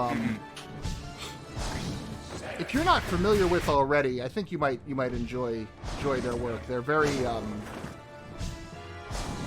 heavily, like, editing is their passion to use a term. Like, they do, like, film analysis and things in general, but they will specifically have, like, no, I'm going to call out the editing in this movie, and we're going to break that down. Like, half I always of what like watching shit like that because you can't see editing. You know, like, that's the point. A good editing is just. Yeah, if it's doing its job, you're not paying attention to it. And he calls out, like, he does a whole episode. I believe the channel is called Folding Human or Foldable Human, something along those lines. Okay. He does a whole episode breaking down, like, just this is where every little mistake in editing Suicide Squad came together. I would be absolutely interested in checking that out. Yeah, it is a good watch. He does another one on The Snowman. If you had any interest in The Snowman as a movie, but it's not. I don't even know what that is. Yeah, it's a serial killer crime movie thing with Michael Fassbender that looked good when I saw the trailers, and then that's about as far as that. Now this isn't the Iceman renamed, is it? Iceman with the guy who kept bodies in his ice cream truck and drove around based on a true story. Okay. No, this is more Law and Order than Tales from the Crypt. Okay. But it's like Swedish or something. Oh, okay. It was a trailer that looked cool, and then the movie was fucking garbage. Despite it had Michael Fassbender and J.K. Simmons and like a lot of really talented people in it. But anyway, Katana. One of the big points he brings up about Suicide Squad is they spend 40 fucking minutes on character intros. And, like, those title cards and things, to the point where, like... Because they can market that, by the way. Yeah. I'm just gonna keep bitching about that. Like, almost halfway through the movie, they're finally getting on the fucking helicopter to go to the mission, and one guy who they introduced, like, opens the door, and Katana steps on. You've never seen her before. She doesn't even get a title card like the rest of them do. And doesn't he just go, hey, don't worry about her?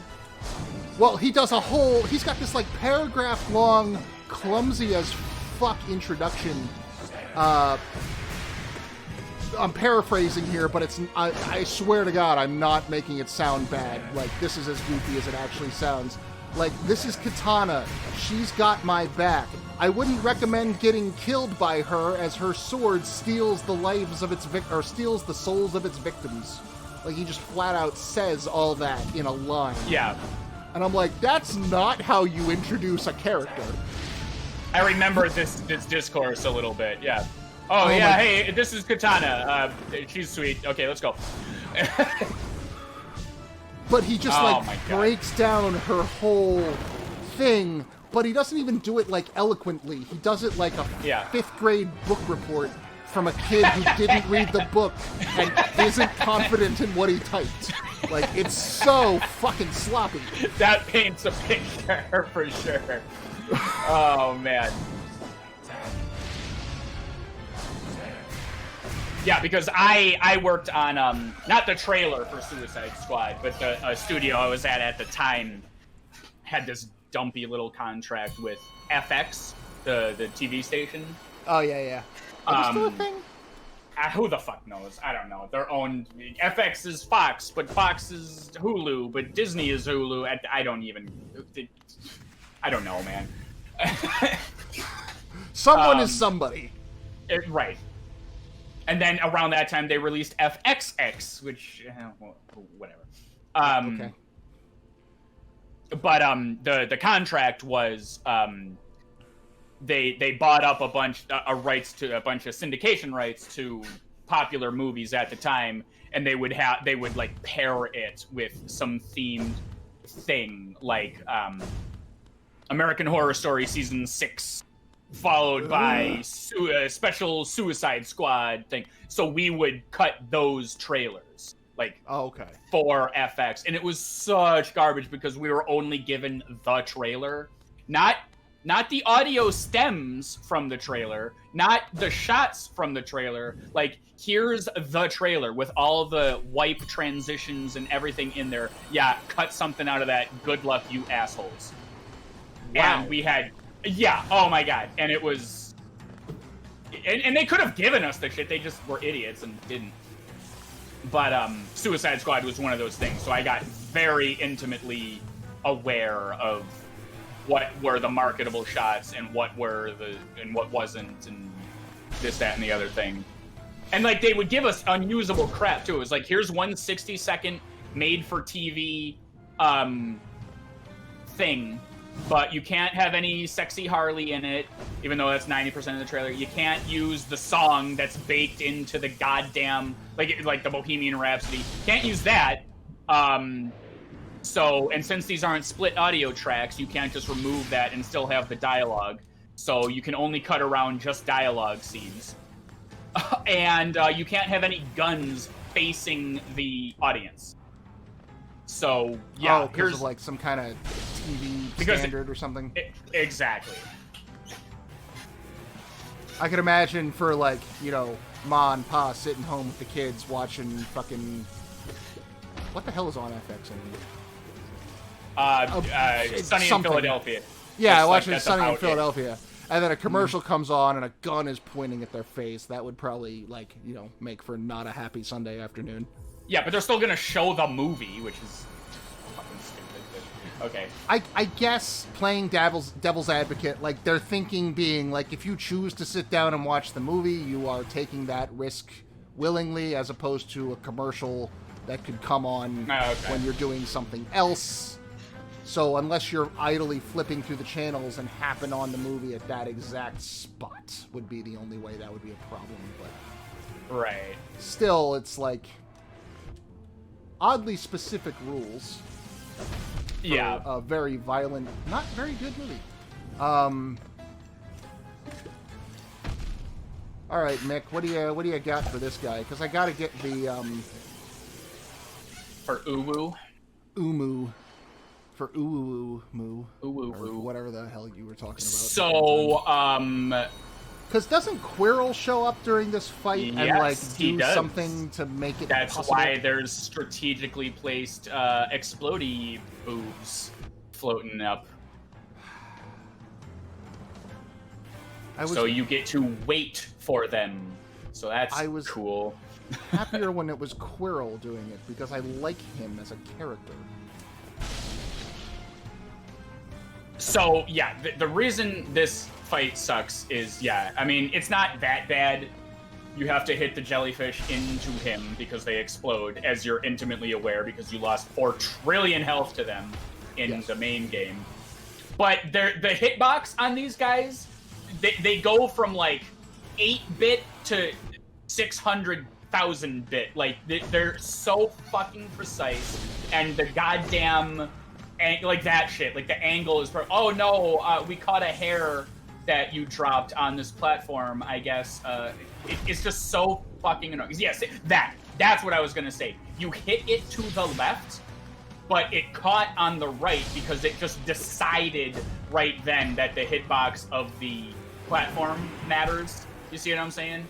Yeah. That's the worst. I get so mad about that because, like, you'll get lucky. They'll float up to the left of it, and you hit it to the right, and it's like a perpendicular shot. But sometimes you'll hit the jellyfish, but you'll hit it to the right, but to the left of the jellyfish is the platform, and it goes, uh-oh, I got caught, and you get exploded. It's bullshit. So anyway, to answer your question, one such thing you can do is Shade Soul. The Shade Soul will carry it. Okay.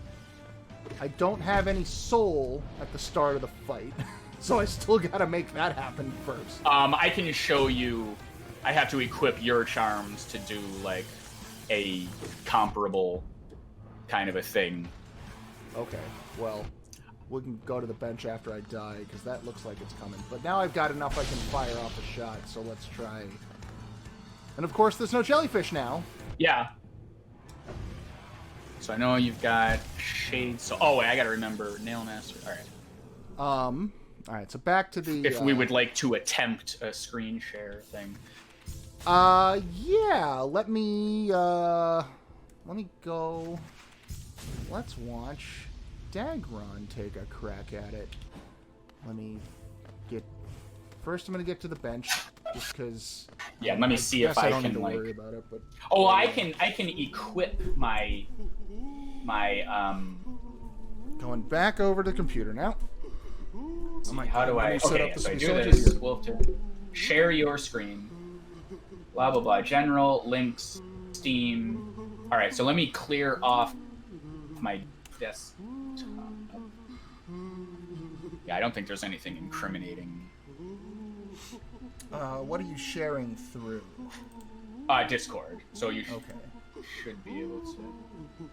So let's see. General, Discord, Twitch. Oh no, screens. Here we go. Yeah, so there's screen versus applications. So I can't share. Okay, let me see.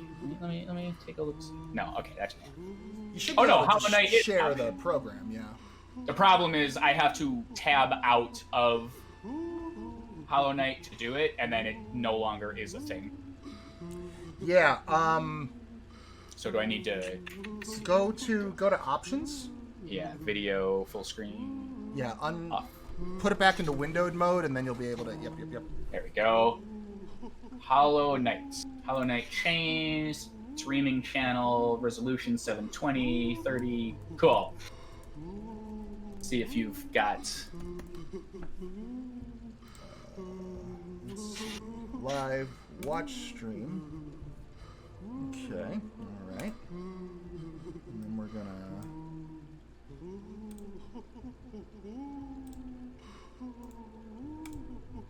OBS that.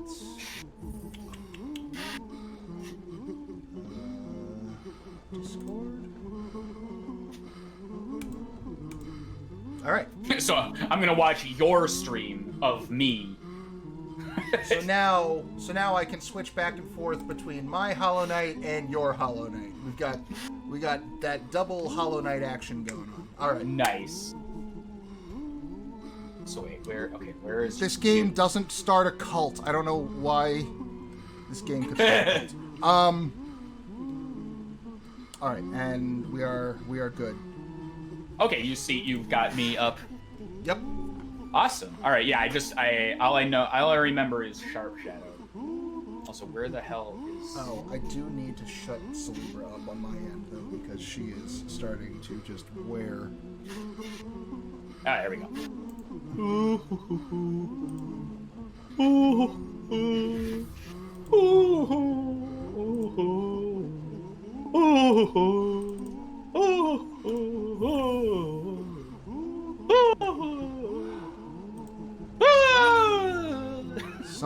Someone needs to redesign Windows UI. It's getting just awful.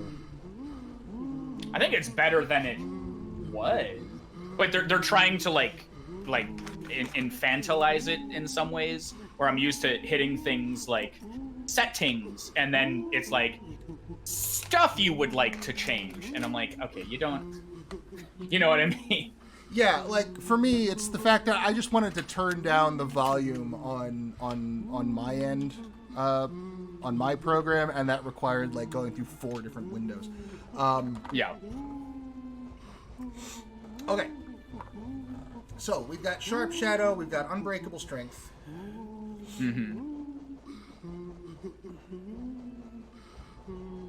Grimchild, obviously. Yeah, the best term. Oh, you probably want my audio. Oh, I don't have it. Fuck. No, I can hear your audio. I got.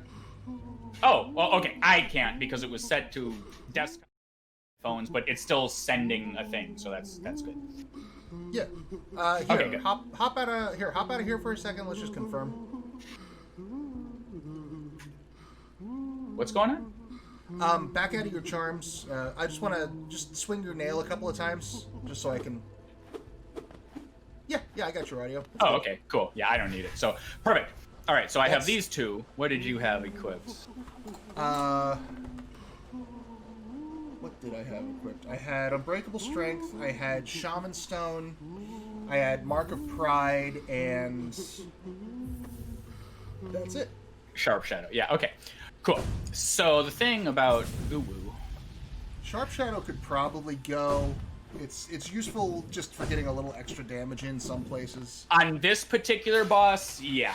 But I'll This show one, you. though, You were it on doesn't- attuned, right? I was on a tune, yeah. I hadn't even gotten. Okay, so first things first. Jump,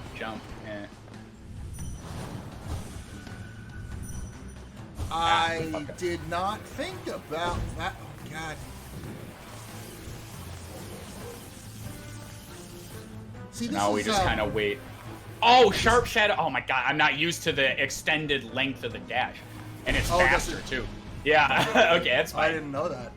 Yeah, it's longer. Okay, so then wait, and then just like...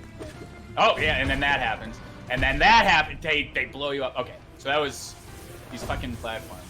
Yeah, you dash way goddamn faster, and you go, I think the number is 30% further. Are you playing That's with irrelevant. a controller or on a... I am on a controller. Okay.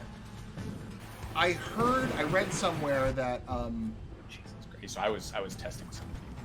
doing a keyboard What? is pretty viable. Why Why the fuck didn't that work? I saw the explosion, man. I don't know what to tell you. Yeah, I've heard that a keyboard is actually viable for this, but It is. it's one of those things like that sounds like a lie.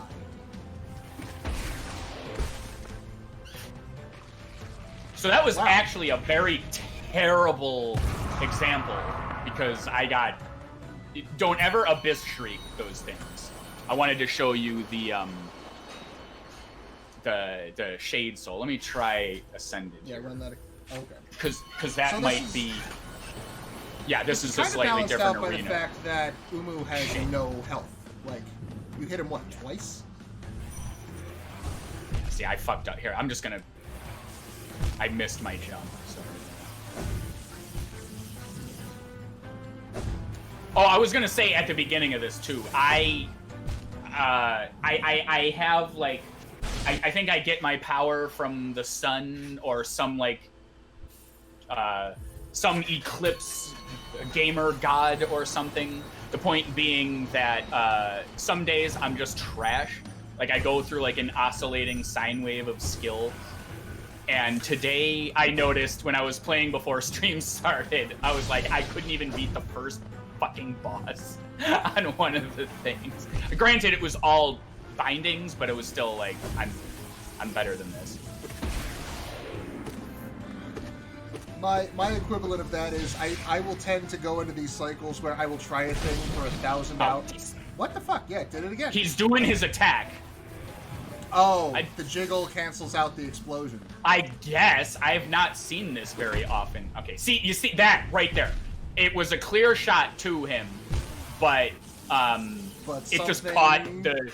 It caught the now stupendously wide... The stupendously wide platform. I am honestly playing like absolute garbage. I can't. But if you had Shade Souled at that point, it would have... Like, if the opportunity arises, can I see the Shade Soul thing? Yeah, sorry. When I see it line up, I'm like, yay, hit! Because that's... You've got perpendicular attacks, and that's about... We'll set that. Yeah, the Shade Soul. Wow, this is a different game entirely. Or, I'm sorry, Sharp Shadow. It's nice, you get the distance, but... I was... Okay. Oh, and it actually will get a hit in on Umamu. On I thought Monoman's buddy. Boing. I kind of want to go look up the... There's like a comic about Quirrell, like a prequel comic book. Yeah, it's like an official. Is it like a print thing, or was it a PDF? Or I mean, I'm sure. I believe it was a print thing. There was that, and the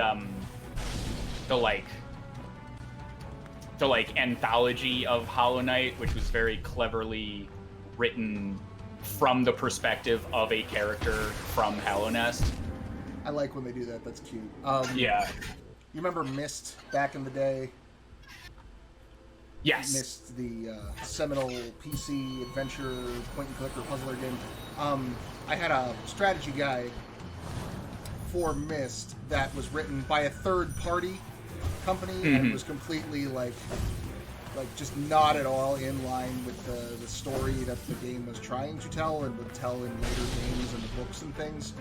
But it was nice because it starts off with the guy talking about how it's written in a first-person fictional format. And it's this guy talking about, like, he's got an hour to kill on his lunch break, and he's at the Philadelphia City Library, and like, oh, what's this book? And he's like, oh, I got sucked into this book, and now I'm on this weird island. Oh, and, like, cool. They give you the answers to all the puzzles, but by way of a first-person fiction about somebody getting frustrated about why he has to do all this just to talk to these three guys over and over again. That's fun, yeah. And then boom, see, they're overlapping, so you shoot the jellyfish when he's inside him. And that triggers the explosion. Yeah. Inside. Okay. Fuck. This is all real annoying. It's okay. Sometimes I'll dominate this boss in a Pantheon run, and sometimes it'll take like 8 health. And as you can see today, and then you can do this. You go for the next boss. You see, you grab some soul. Oh, okay. That's just a little like get some soul gone. Yeah. Yeah, they do have some like phenomenally long death animations you can take advantage of. Okay. Yeah. So there's that. I'm gonna swing, or do you got other? If you have questions, I was gonna hop back over and I was gonna hop back over and now try. Now Rocky can try. And oh yeah, there's also the Eternal Ordeal. All right. That means we got to put the volume back up. Yeah, I was equipped to like be a bit more demonstrably better than that. Jesus Christ, that was honestly, I'm ashamed. You saw, I got to brag with all my gold medallions on there, and then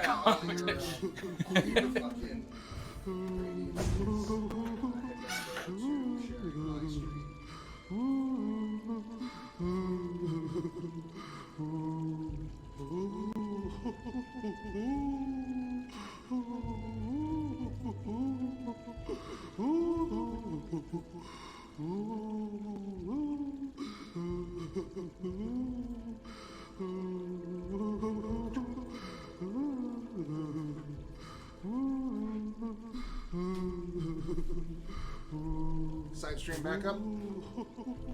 Let me patch myself. Oh yes, yeah, it is.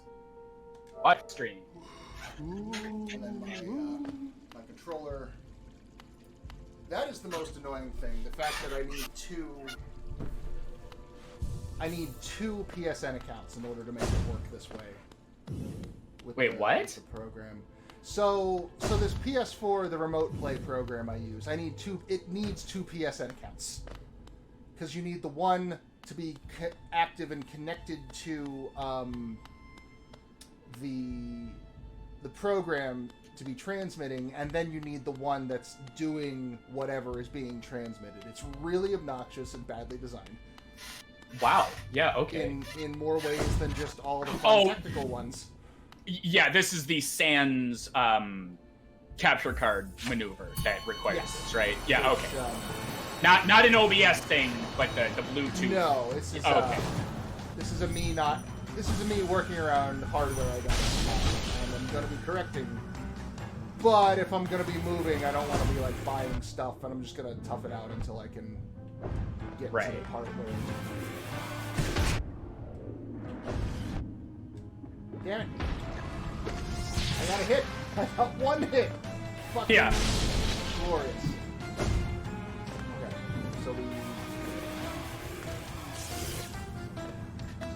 Okay, so that's gonna boom. And then, yeah, you've canceled his attack, but he started it first. Yeah, I wouldn't recommend the Abyss Shriek by means of the little jellyfish. When he's exposed, go nuts. That's what I was trying to do, but then I fell and it hit the little guy. And... Yeah, those ones don't bounce as nicely. I think they just explode. The Shade Soul carries it for some reason that I don't know. So this is the platform we want to be on for the Dream. Yeah. Because I forget that I can do that sometimes. Like sometimes you just forget you've got these maneuvers at your disposal. Mm-hmm. It's the opposite. Yeah, that's why sometimes showing is better than. Ah, you prick! I'm pretty sure that did nothing. I am pretty sure that did nothing. It's the opposite of the Metal Gear 4 problem. Metal Gear 4, they give you all of these fucking options, and most of them are useless, and they don't tell you about them. Yeah. Because that's just Hideo going, I want to see if we can do this in a game. Yep, we did it. Okay, well, now that you've tested it, maybe it's not very... Do you want to take it out? Nope, just leave it in there. We did it. There we go. People will make a million YouTube Easter egg videos about this one thing. And he was correct. That is, in fact, how ice cubes melt, Hideo. Good job. God. I hope he's working on something with Junji Ito. I know we talked about this before, but I just really hope, like, let them do a thing. I want to see the results. Oh my god, it would just be magical. All right, who do we got? We didn't do the White Defender, we didn't do the Soul Tyrant, but those are not going to be in there, and I don't like them. And the Nightmare King, I also did a whole bunch. Yeah, Watcher Knight is really the only one that. Are they in number 2? Itself. I don't know. Oh, you were just matter-of-facting. Just as far as what's in here that we've done so far. The Watcher Knights are the only ones that I didn't get at least the bronze on. They really are just perpetually annoying. They were a pain in my ass to get Radiant on. You'd think, like, there's just 2 enemies, and they just kind of come at you. Like, it's not that big a deal, but they fucking are. Just 2... Like, it's essentially, like, in a lot of ways, it's the Oro and Morrow fight. Like, they do a lot of similar things. Yeah. They rush across the stage, they have the 2 swipe. There's the bounce instead of the spin, but that's about it.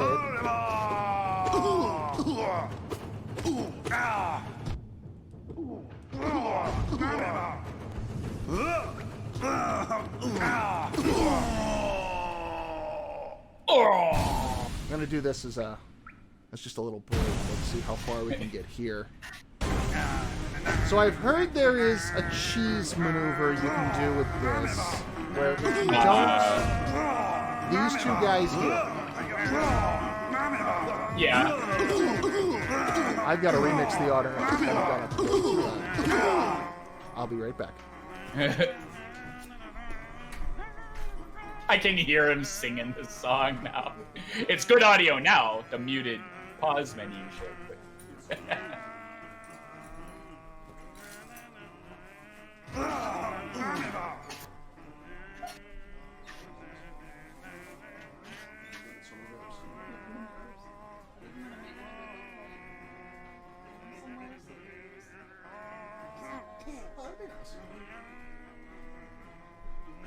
We've got herbs. Okay. But yeah, so with these two knight guys, apparently if you let them live and you just kill the third thing by itself, it will only spawn like the flies and the hoppers. That's interesting because if you look up the wiki and the algorithm, it's like, oh yes, X enemy won't appear until you've killed this many. So like your counter's always going up. That's strange that like once you've reached X enemies killed, it should load the next enemy type. But yeah, give it a shot. Let's see. Or maybe it delays the thing. I'm not sure. Like normally those types of things are built to prevent exactly what you're talking about. It seems like the thing that would be easy to write code around. Like if counter equals whatever, then enemy type yes.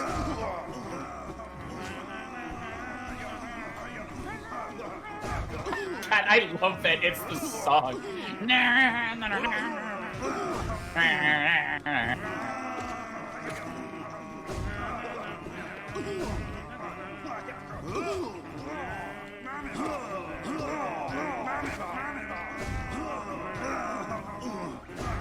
all you have to do is just like avoid these wiggle sticks for whatever. Yeah, but at least they don't jump. Huh, it appears to that this is the case. Good to know. I mean, if you just want the whatever it is, the fucking like menu wallpaper you get, like it's a way to get it.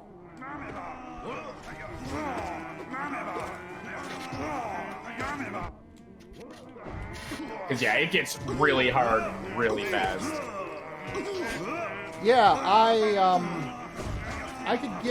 tried at one point, I got to there was like a big, like even here I'm having trouble now that I've had to like deal with stuff in the air. No, but I got to a point where there was a big Zote head. Yeah. Just kind of fell, kind of like Legends of the Hidden Temple style in the middle of the arena. Those are basically for soul and nothing else. Like, you can kill them, but it's best to just let those...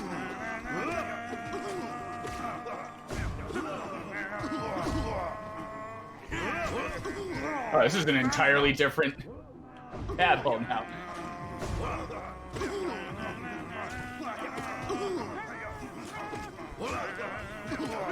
It is disturbing to me how you can see the infection like course down the stem into his face. Yeah, I mean that's there so you can anticipate, but yes, it's also gross.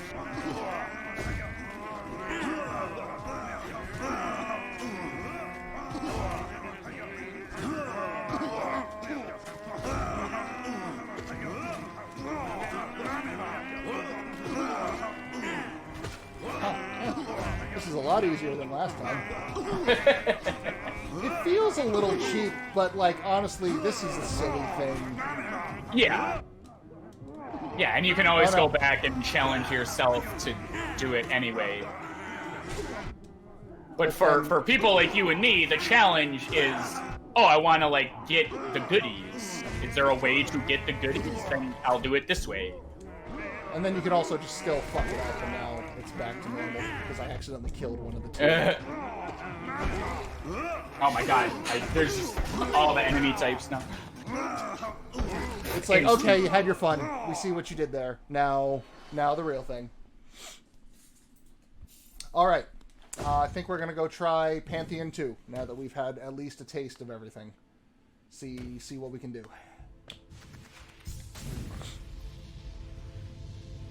Yeah, I don't even remember what the second one is. I tried it at the end of Tuesday. I remember I got to... Where did I get?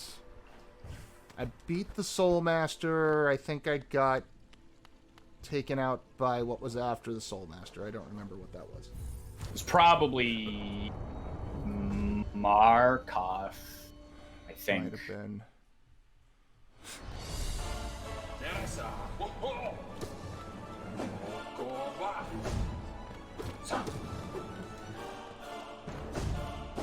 So Zero, no matter what, he's only going to shoot one at a time.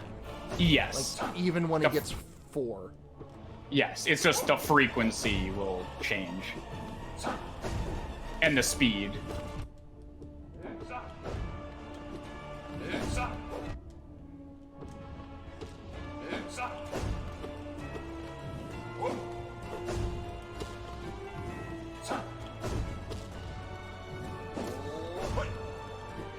Oop, that was a mistake.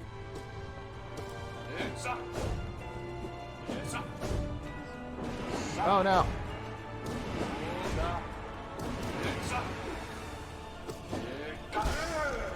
Alright.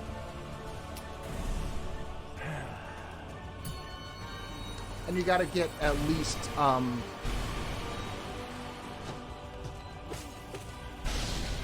at least 2 full Pantheons worth of bindings to start getting some lifeblood. Yes. Yeah, that will unlock 3 lifeblood, then 4, then 5.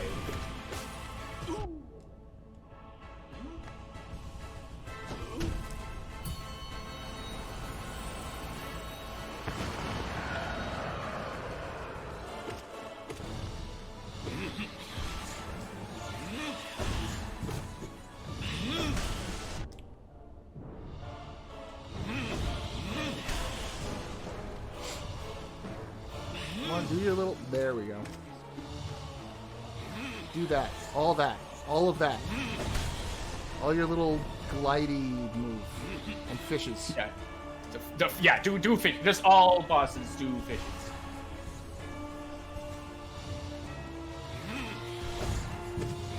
The boss rushes you...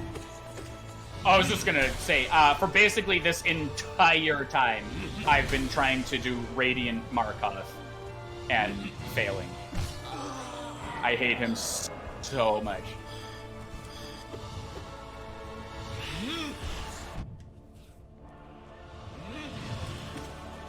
I was to say, let's make the final Pantheon just nothing but dealing with the, like, avoiding the Nightmare Grim fish attack for 40 minutes straight. Yeah, that sounds like fun. Because you'll fuck it up. You'll get tired, your attention will fucking wane, and you'll get hit, and you'll be pissed off. Yeah, that's the thing. Yeah, it's like dodging the lightning bolts. Oh, Jesus. Yeah, that was...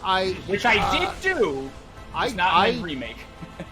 I platinumed that goddamn remake. Which included having to max out...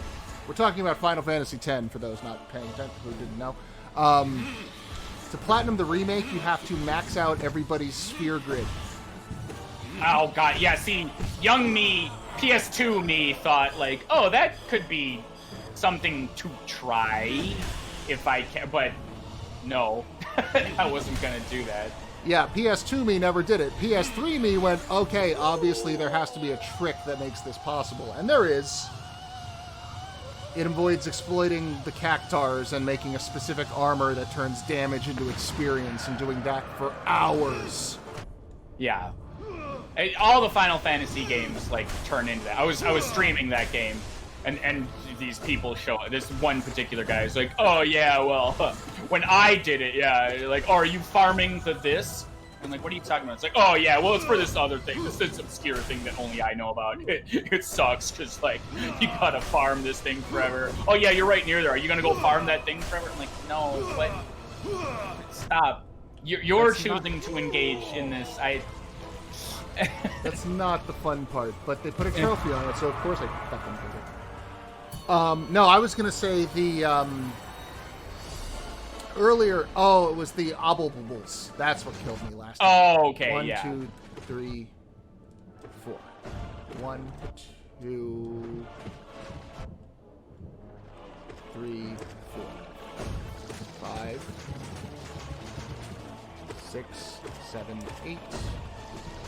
Sorry, I'm counting. I'm sure that's real fun to listen to. 5, 6, 7. Yeah, and I haven't confirmed if they both take 10 hits. I don't know that the other one doesn't gain like 4 more or something. Like I'm not sure. I think I did hear like it gets a health boost or something.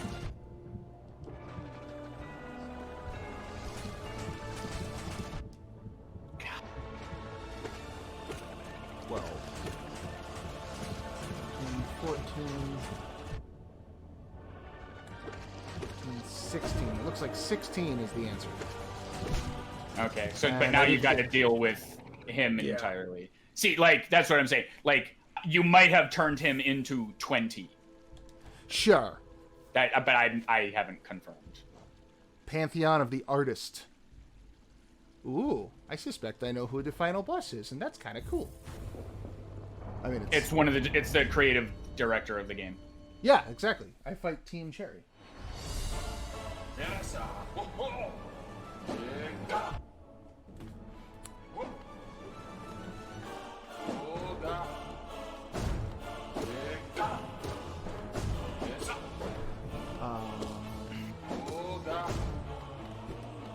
Sorry, my partner was trying to tell me something in code because she didn't want to talk into the microphone.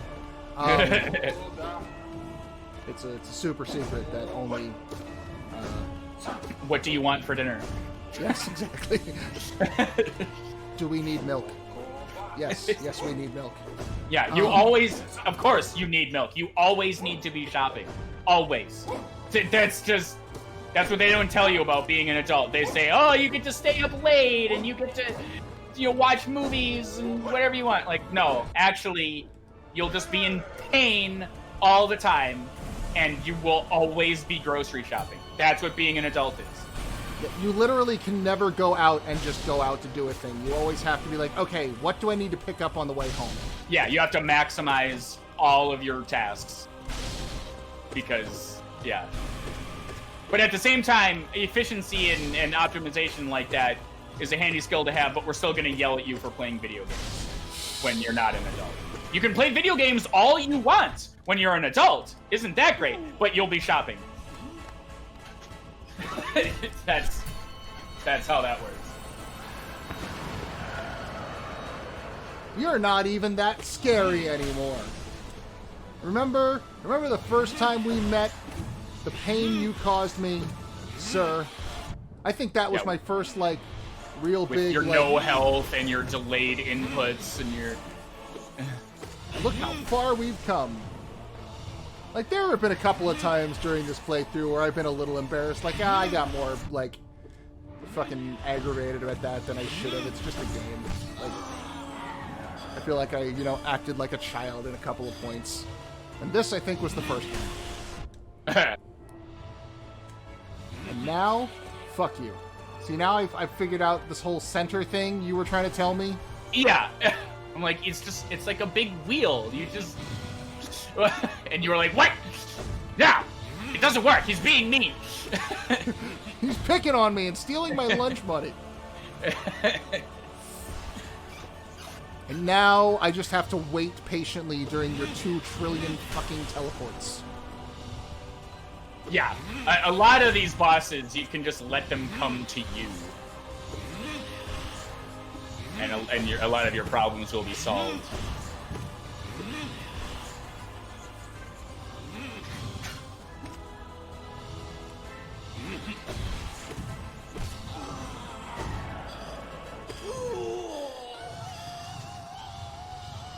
Okay. Is that... Man, see, this is the weird lore brain I've got going on.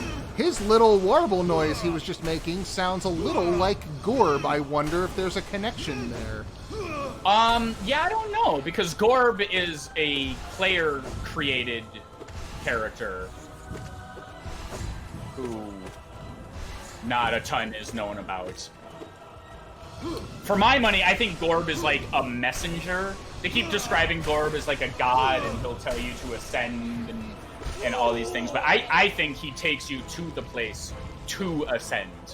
If that's why he's like a secretarial sort of position to the god. Maybe, I don't know. He's like a Hermes. Yeah. Not that Hermes. Not the best Hermes. So you can Abyss Shriek them when they're on top of each other like that. Oh, yeah, double it up.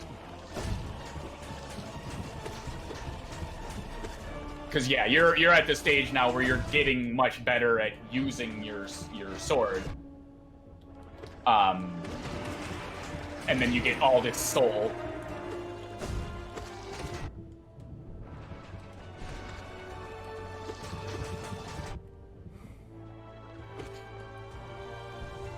Progress.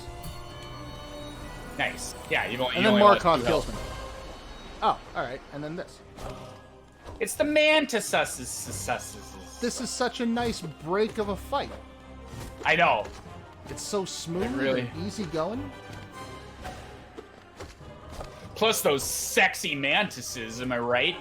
I mean, right? you know, if that's your thing. I'm not here to judge. It's everyone's thing. Don't act like. What was there was a joke on Mossbag's video where he's like, nobody can lie, we all want to fuck the fluke worm. Everybody. Yeah. What the hell is it called? Like the delicious. It's like, yeah. Cats bury their shit. We all want to fuck fluke worm. Because it's called the. I'm gonna look it up right now. The luscious, whatever the hell. Yeah, I'm gonna get the exact descriptor.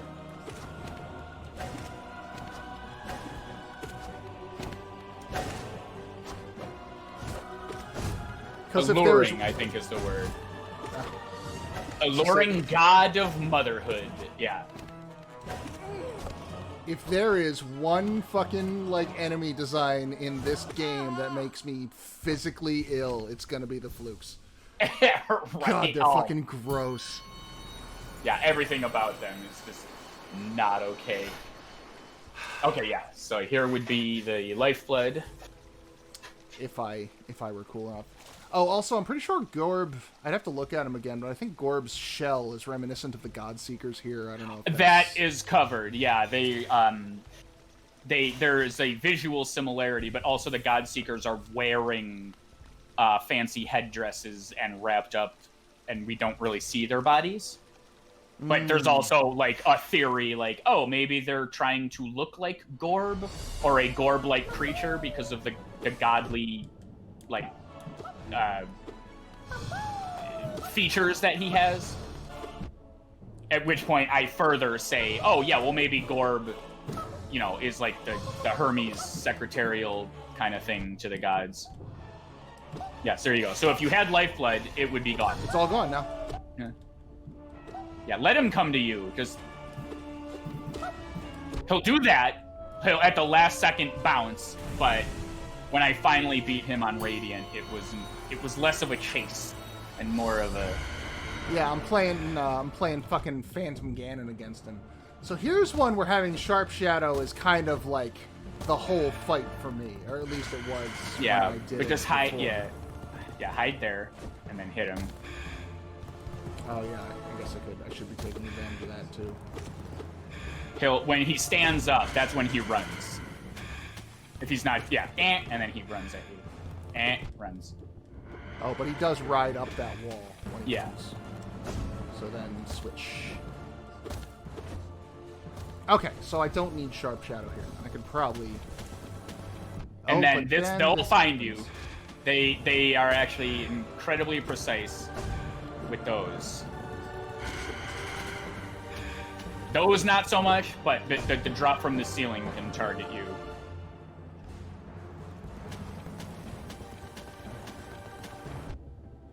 They won't always really just slide it into your little hiding place, but it's better safe than sorry. Yeah, I mean, they're easy enough to find the gaps and get away from them. Except when you do that. Oh, he will double back on you, though. Ooh, interesting. Don't you fucking hate that? Oh yeah, no, I figured it out. No, this is really easy.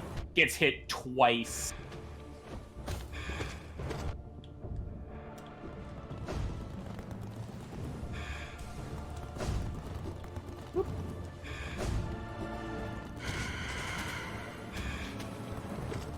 No, the thing I hate is when I was doing him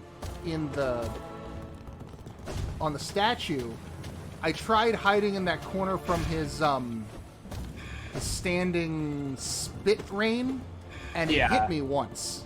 Yeah, and I was like, oh, clearly that's not a safe place to be.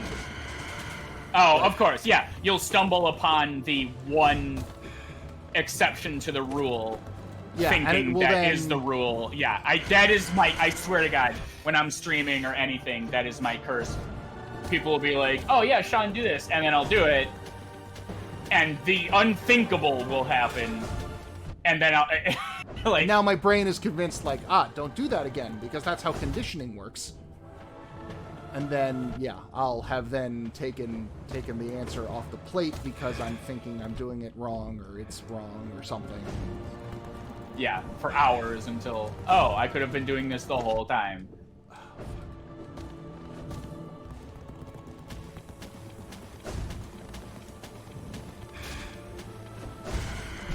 Wow. Wow. Okay. Thanks, game. Oh, it was beautiful. I love it. We're going to go practice Nosk a bit. That's what we're going to do now. No, you were saying at one point how you have like the eclipse powers. Like sometimes, for me, it'll be the I'll be trying the thing for hours and hours and hours, and then I will eventually give up. And the following day or a million years later or whenever, I come back and I do it up. And honestly, what's happening is I'm not getting frustrated, and I'm actually thinking, clearly again. But yeah, that's where your power comes from. Yeah, you have exactly. to make a damn fool of yourself in front of everyone. Yes. First, and then... How dare you have fun? Yeah.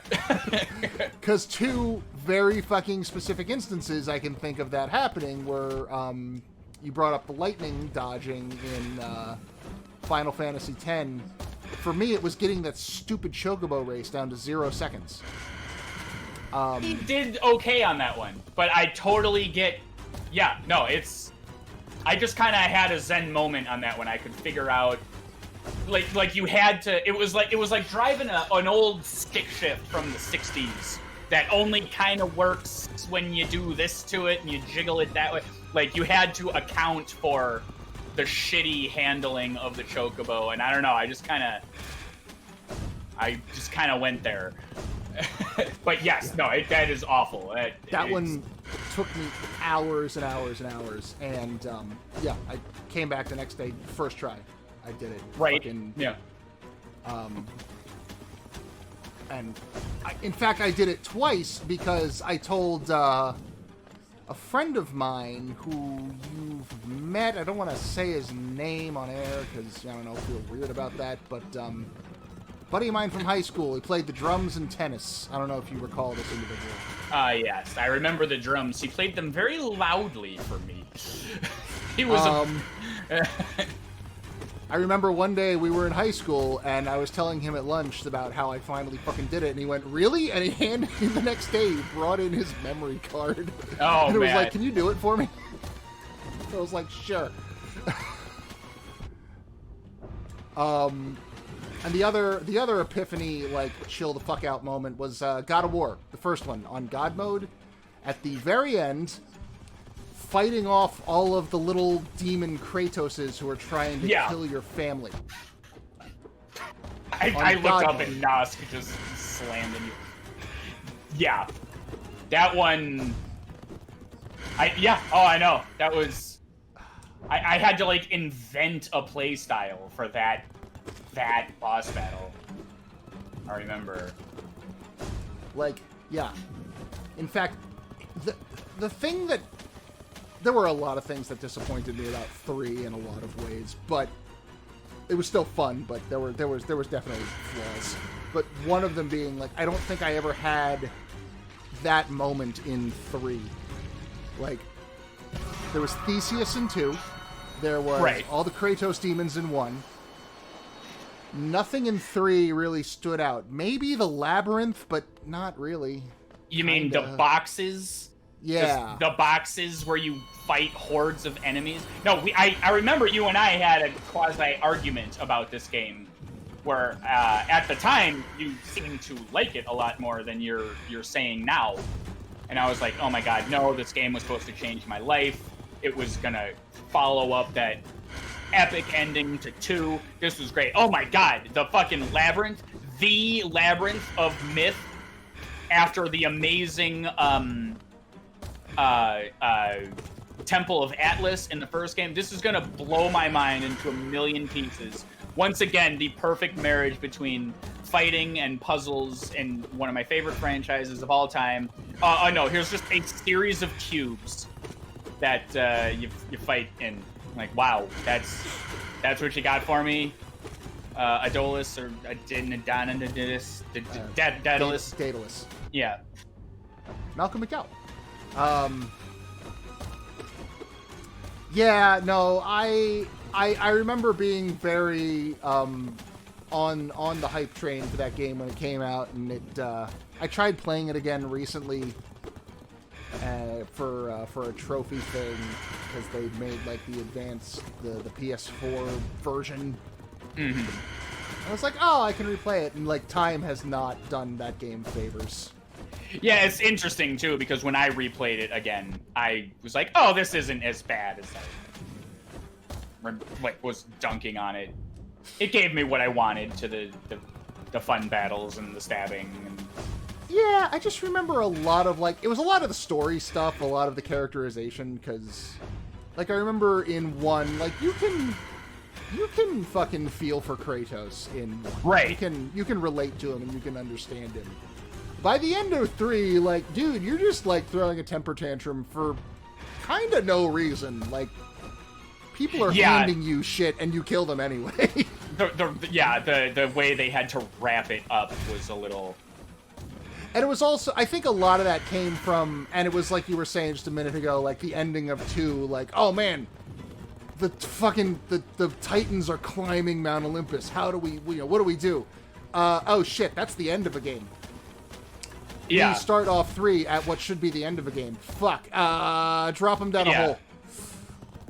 Yeah, and everybody loves lovable Kratos. We'll just have him rage out on stuff, and that's good characterization. And I mean, to be fair, like, for a specific demographic of, teenagery types, like, yeah, it was fun to play. But yeah, if we're gonna have an argument about the story aspect specifically, it's like, oh yeah, you just kind of, oh, here's Hera. I guess you're dead now, also. Like, yeah, it gets to a point where like, I'm no longer like relating to any of the plot stuff. It's gone completely Looney Tunes. So let's just maybe skip the cutscenes and put in more combat stuff because fuck it, that's all we got here. That's what we're here for now. Yeah, like and Dante. If I may... Oh, no, go on. Oh, I was gonna say because like Dante gets away with that kind of thing in Devil May Cry because you're never supposed to relate to fucking Dante. I don't think ever. He's too cool for you. He's a cool demon Bugs Bunny man, so we're not here to empathize with him. Kratos, I think they were definitely trying to get you to empathize, at least at first, and that's where it takes a bit of a side. Right. Yeah, because 1 was definitely like a standalone game. And because, like, at the end of 1, it's like, and then Kratos was the god of war forever, and he watched over everything, and it was cool. It was a nice little twist. And I think they did an okay job of retconning that, but yeah, they did fine. They took. Did you ever play the PSP games? I did, with Calliope and his brother, Ghost of Spark, the one with his brother. Yeah, because that was one of the big plot hangs. Like they did a decent job of like, oh yeah, we worked in a thing where like Kratos had a brother who was pissed off, and we forgot that for the main series. Let's do something with that. Like that was okay. Yeah, they were fun. I played the PS3 versions of them. I didn't like. Yeah, me too. I don't think I. That's the only reason I was able to. I don't think I would have enjoyed them. Have you ever actually held a PSP? It's a very uncomfortable. Like once, some kid in college tried to brag, like, "Yeah, I got a PSP." And I'm like, okay, so you get to play all the games, but like the shitty versions. It's like so thin and like, despite being an oval, somehow just has so many corners. Yeah, it's like the antithesis of ergonomics. And the shoulder buttons are cool design with the like that plastic see-through sheen thing, but they don't click right. And and they got these like weird they will just develop a dead spot and never push all the way down ever again. It's a badly made machine. Nice. Love it, Sony. And they had those little UMD discs, right? Was that what the Universal Media? You can buy the movie and watch it on a 3-inch screen. Yeah. Little do we know, like, phones are going to completely change in 4 years and make all of this worthless. But like, even if you bought a DVD back then, you could play it on your PlayStation and your DVD player and your friend. Like a UMD. But you couldn't only watch worked. it on the bus. Sean. Yeah, you couldn't watch. Yeah, but you. God damn it! I'm fighting Markov. Damn it! I paused and came back. But yes, but you couldn't play it on your Game Boy or your other thing or your Discman, or you see what I mean? Like, yeah, sure, but there's maybe a reason for that. God. We sold those at the store, at the place. At the theater that you worked at the one of your jobs? At Voldemort Incorporated. And they were all 99 cents, and no one ever bought them, ever. The UMDs. Yeah. Do you remember there was a, you could buy the Shrek movie for the Game Boy Color? I do not remember, really. Like, Shrek 1. And like Shark Tale. It was a feat of engineering because they had to get it to fit in like 16 megabytes of like those cartridge. Cartridges were not big. Yeah, so they cut out like half the movie, and there was the color palette was all reduced. But like you could watch Shark Tale if your 36D batteries fucking lasted.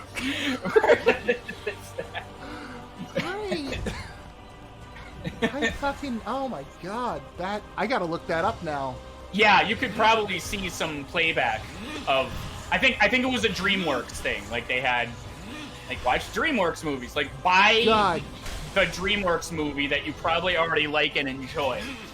Just when I don't think I have enough reasons that Katzenberg's an asshole, he goes ahead and pulls something like that 15 years ago. Right. Was he DreamWorks guy back in the day? Okay. He started DreamWorks because of Disney Pixar. told him to fuck off. Yeah, exactly. And to steal a line from Lindsay Ellis, Jeffrey Katzenberg, petty asshole. Yeah.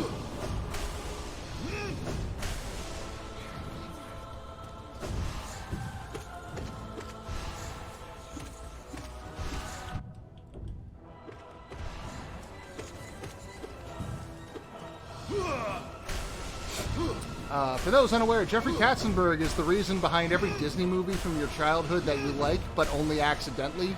And he's also the reason that you don't have, like, more better things, because he stopped them from existing because he's an ass. Wait, just like in all of existence? Like, I mean, in a lot of things. Like, we could have the government do our taxes for us, but no. He lobbied to keep H&R Block and I would not be surprised. Someone could tell me that is true, and I would probably believe it.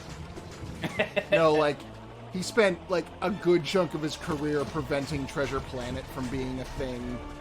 And... Oh my god, there is this video essay about Treasure Planet specifically, and like how the theory is how it was set up to fail so that they could just basically dump the 2D animation portion of Disney. It's so goddamn tragic.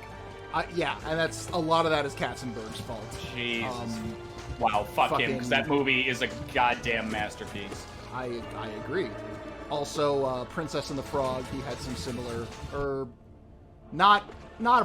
he was out of the company, I think, by the time release came around, okay. But like in a lot of the early planning stages of Princess and the Frog, he put his dick in it and fucking...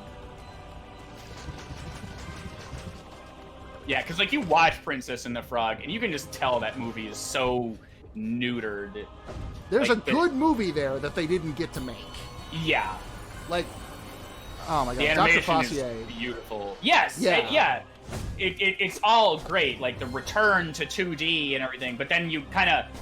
I was having a conversation with somebody one day, and it kind of opened my eyes. So I was like, yeah, you know, you're right. Like...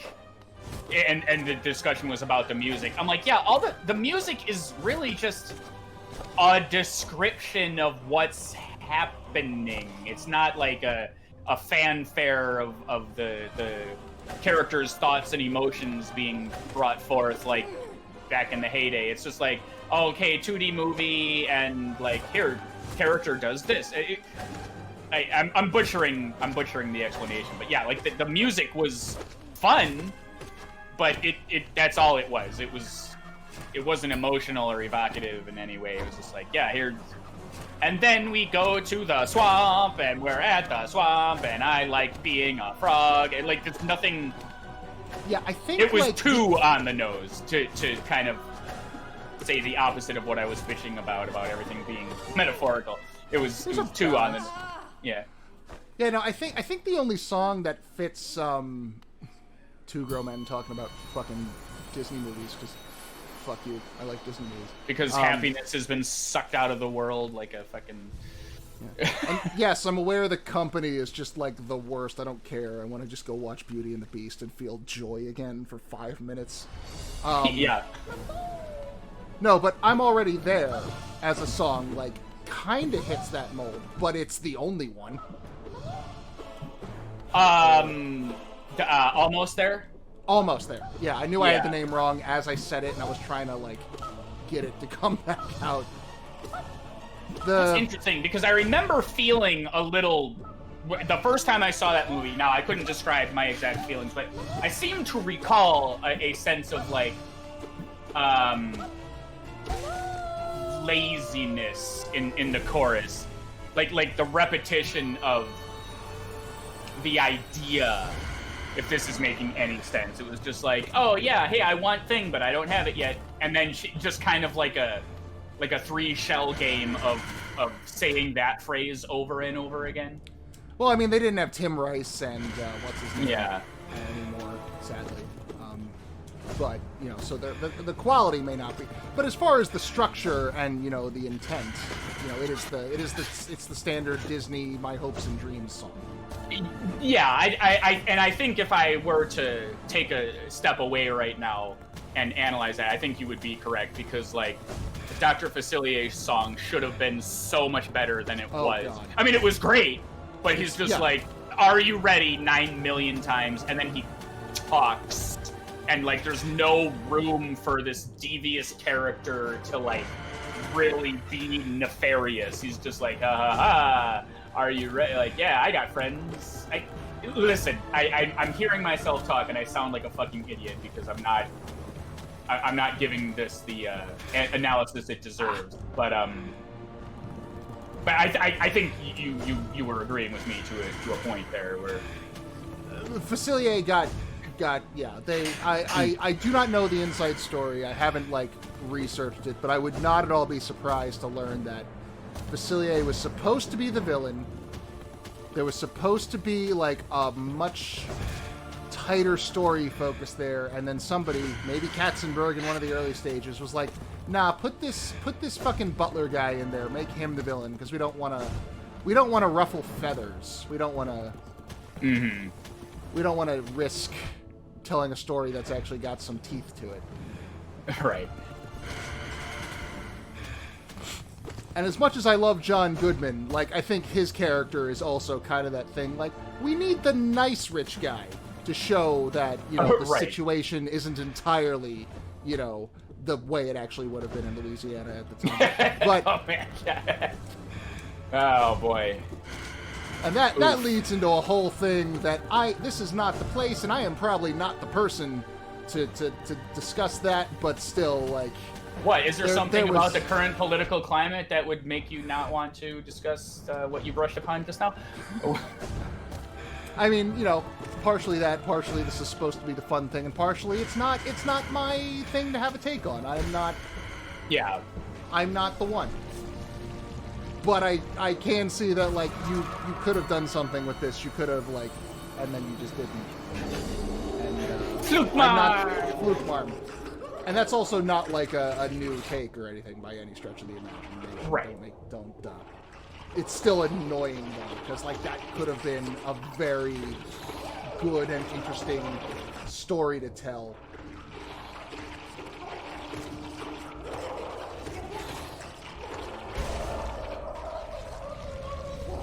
Okay, no, fuck it. I don't want to. I don't care what Mossbag says.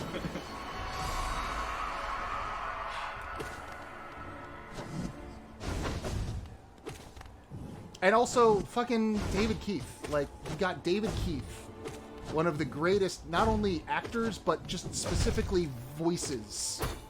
Yeah. Like, that man's voice has a career totally separate from the man himself, and both are great. Yeah, I'm remembering having these gripes about the movie, and then I just haven't thought about them in years. So I wish I could speak to some of the points you're saying. Specifically, like, the use of the character in the movie, not so much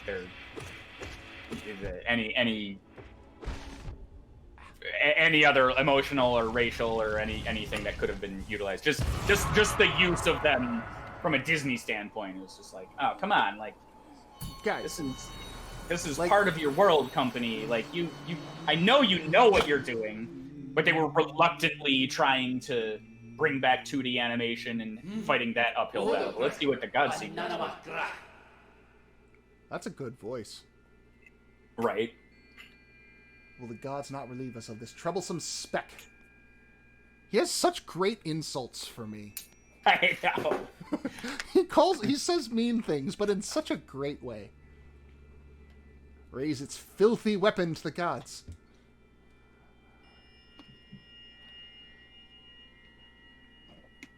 Allow you amongst them. Yeah, because they're all dead. Prepare thyself! One last thought on this before we go in there. I love Jim Cummings. Jim Cummings is amazing. Jim Cummings is a fantastic actor. Think of how much time his Creole Firefly character got on screen.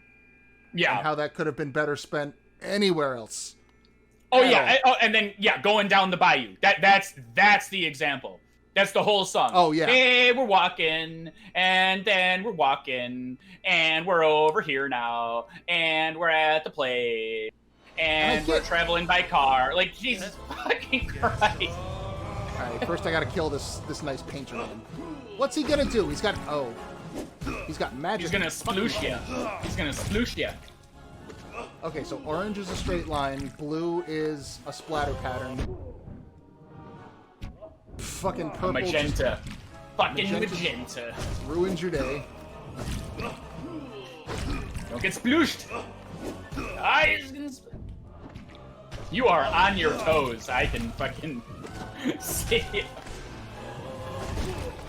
Oh, okay, good. Oh, good. Okay. You So avoided you can see the color on the tip, right? It changes on the brush. So that can be okay. Another very interesting character design, if I do say so myself. This pacifist character who you encounter once in like this furthest outskirts of the game. They managed to hand draw and attach all this fun and specific to him battle system. It's just Yeah, cool. this is like a use of like really vibrant, bright color in a way that doesn't exist anywhere else in the game. No, first try. Pantheon Nice. too. You gotta bow to him. You gotta bow. You gotta. I can't. I don't know how to bow. Oh, there You we gotta go. just. Yeah, I get it. I Because get it. it wouldn't have counted. It wouldn't have counted if you did. The Godseeker would have come up and bitch slapped you like, you fucking disrespectful sack of dung, you miserable heathen. I'm not highbrow enough to. Go to the Shakespearean insult generator and just see what comes up.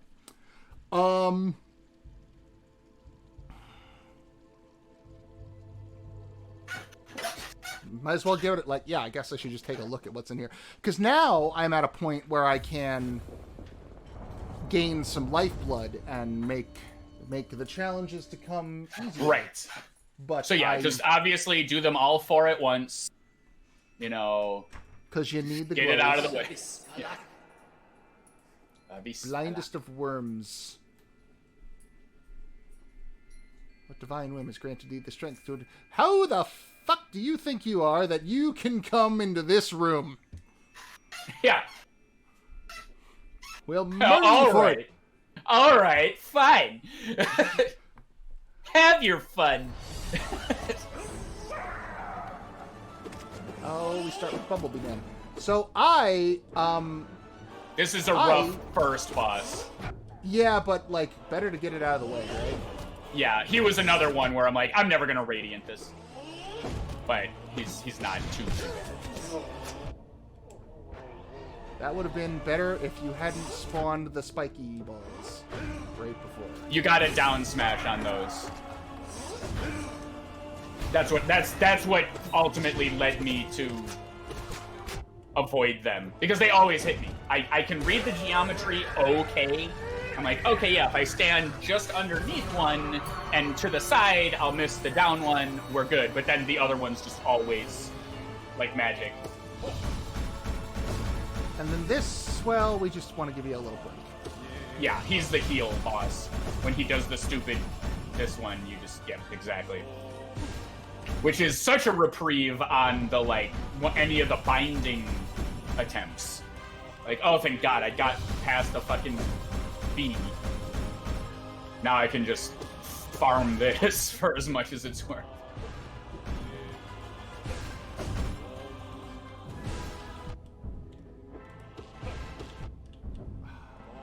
Of course, don't do that a million times in a row.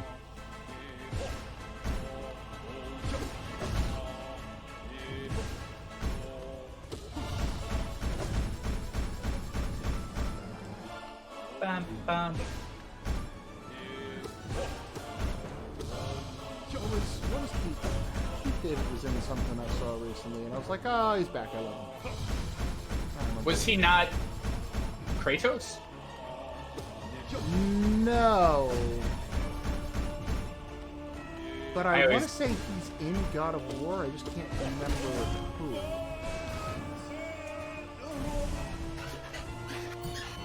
You have full health. I did. So not only did I throw away Mr. Big Head's bowling ball, I then... Yeah, the name of the game here is get next to the falling. Because he'll jump over you. Yeah, exactly.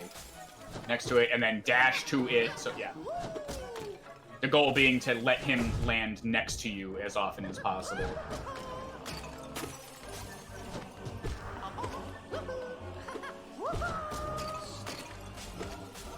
Fucking big one. And you don't get soul from him, but if he's stunned, you can dream nail him. His stun is not a huge tell, so... Well, you'll hear it. Oh, it's got an audio cue? It's like a deeper bass whoosh. Also, visually, it's that too. You just...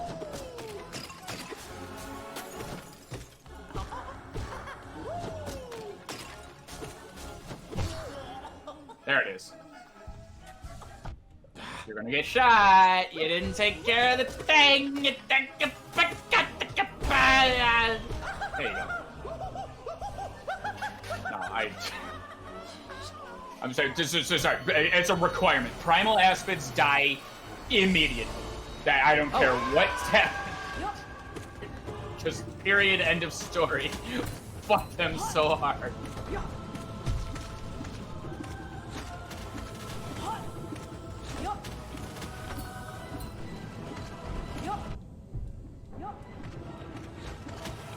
Yeah, and don't forget, if you're scared, you're boxed in. Just down smash. Oh, yeah. Get a...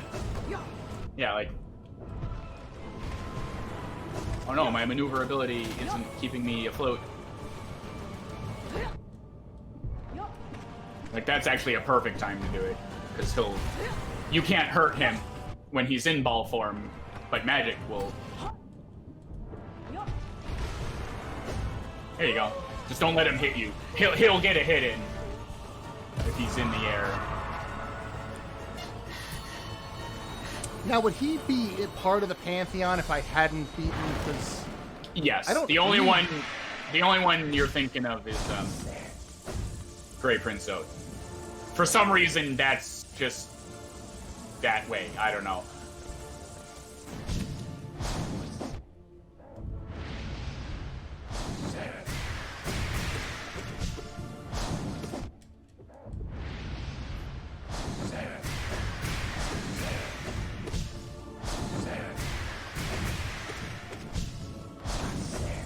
You're nothing. I've beaten your badass grandma. Does he feel slower now? So much. You're right. In fact, I'm afraid playing him... Ow. Pay attention. I'm afraid playing him is going to, like... Get away from the wall. My... You're just gonna keep getting... It's gonna reset my, my attunement to Nightmare King when I have to deal with that again. Oh, don't worry. It fucking will. Most notably on the fishes. Like, I always get hit by the first fishes. Because it's like, oh right, there's 4 of them.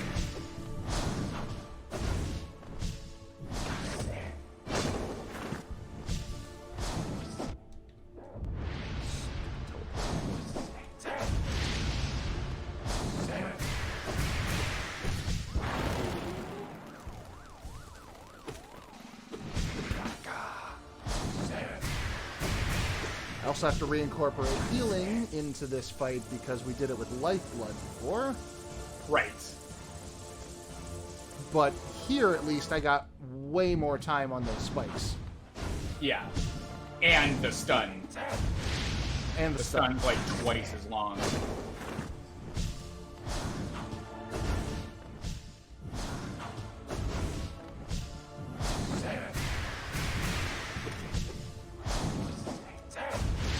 So rather than like full on run the fuck away from him when he does the down and across attack, like that works and you can do it.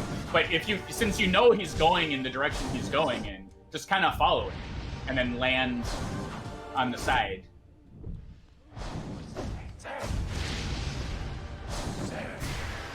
again. Give yourself some runway here.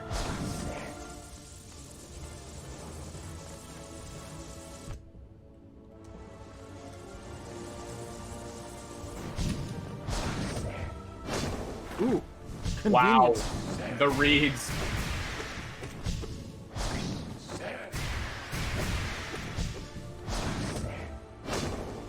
That was his third pufferfish, I think.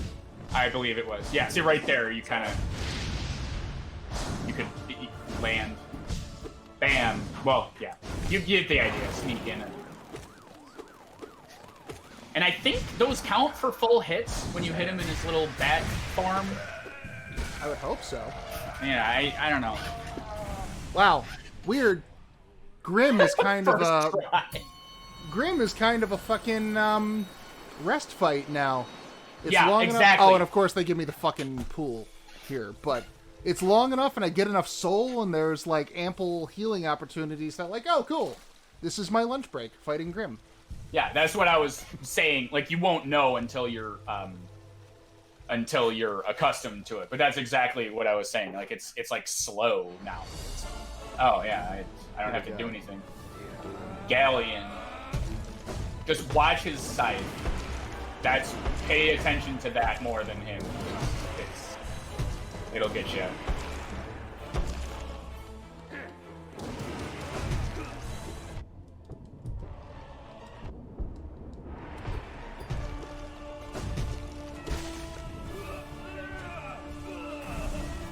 Hope I'm not He gonna can really be want rough. that.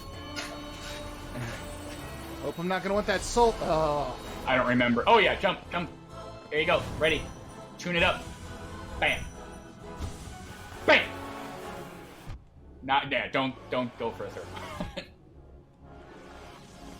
Don't ever stand still during the chasey runs. The only safe way to do that is to ride a wall downward. Like, the speed will be such that...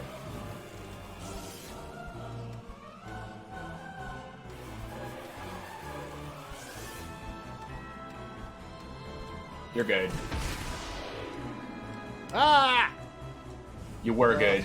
I was good. I thought I had a... I used up my double jump unknowingly, and I thought I could get back to him with it.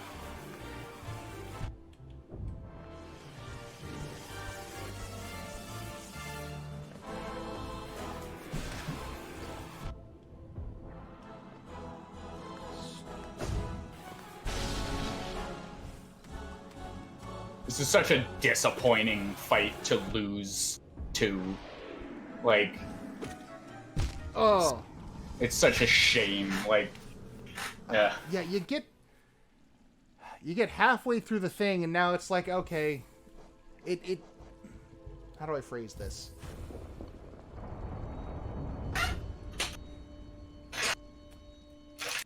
You have to play pool Yeah, okay. in a way that nothing else in the game requires.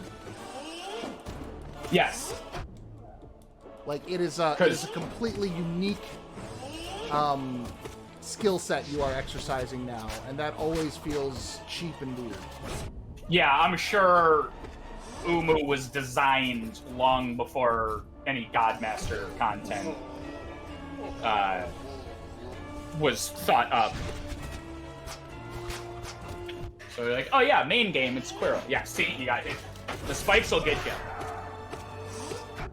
I hate them.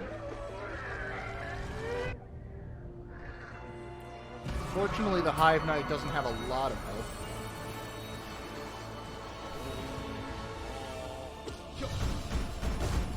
Yeah, and then you can just heal here.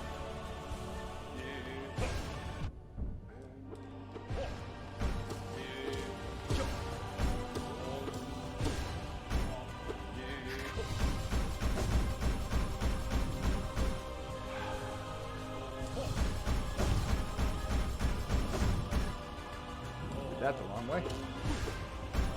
I'd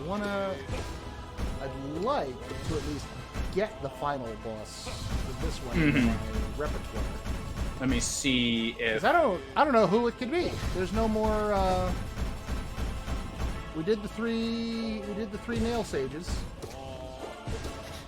You did the 3 nail masters. This is the Nail pantheon masters. of the sage. Who's the sage? I don't know. Maybe you should beat Umu and the boss after Umu. Is Umu literally 2 from the end? Yeah.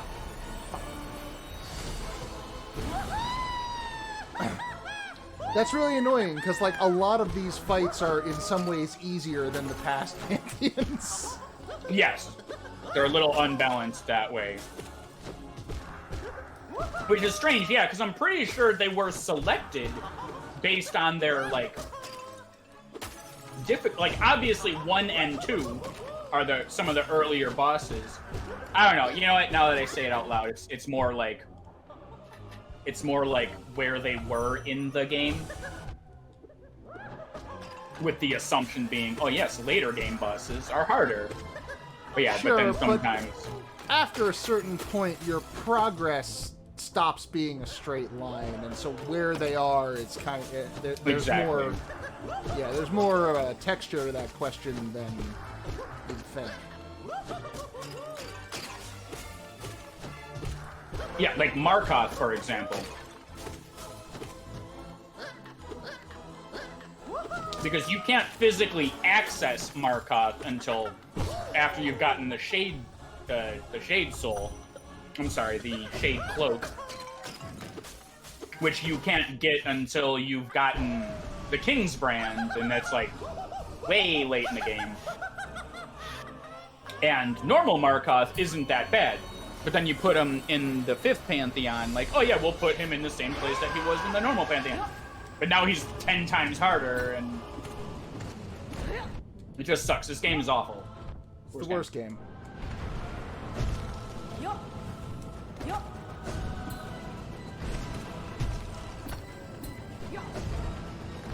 Ugh.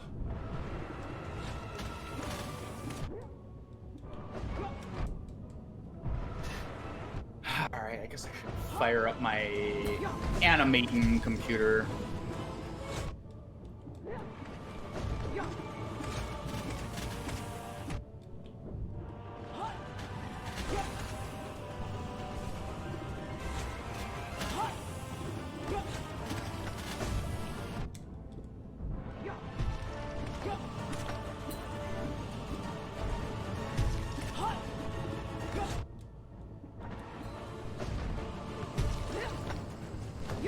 Whoa, he fucking charged that up. Oh, that's what happens if you well, kill hey, the little guy. You can kill him! I'm so happy. So now you can just... I wonder if I can... No, you know where he's gonna land. Okay. Always... I was indulging a curiosity that I should not have indulged.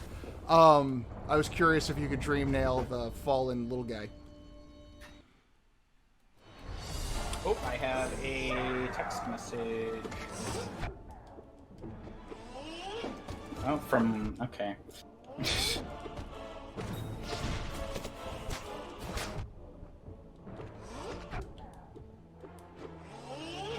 Make sure they're not asking me questions.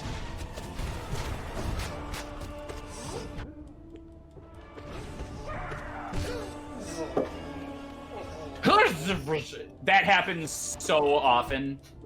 Like, you'll Spits stun up him, but you're screwed. Yep.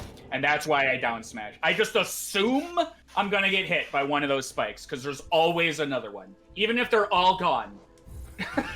A fourth one will appear. Yeah.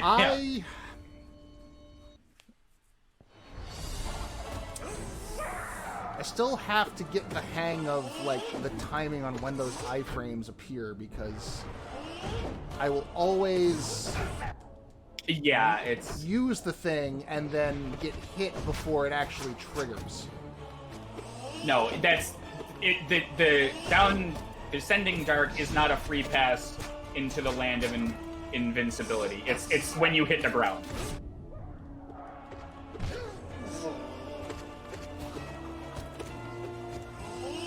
So yeah, you gotta delay it a little bit.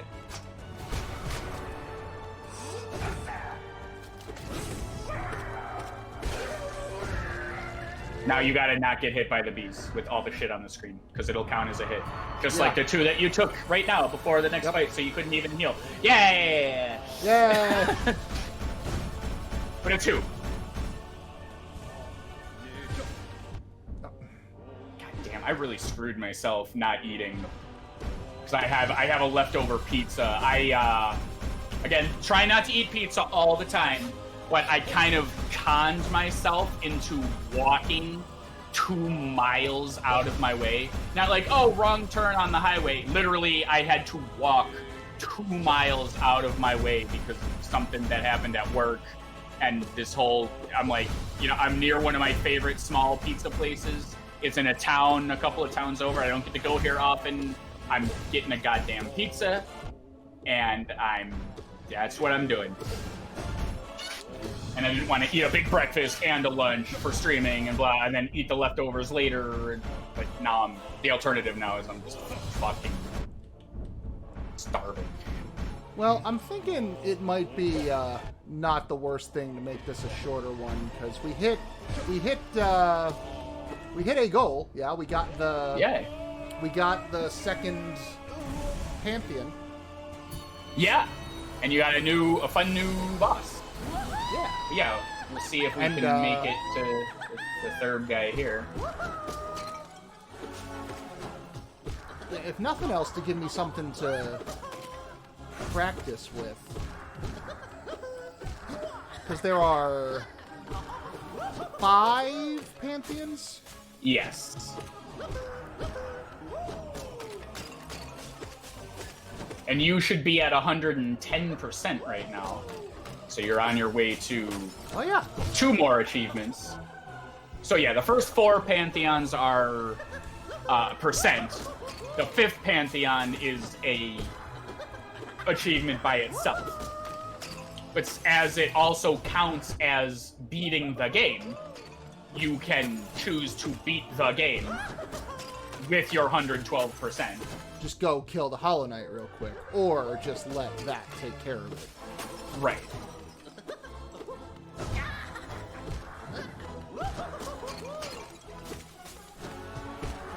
I wish you had soul.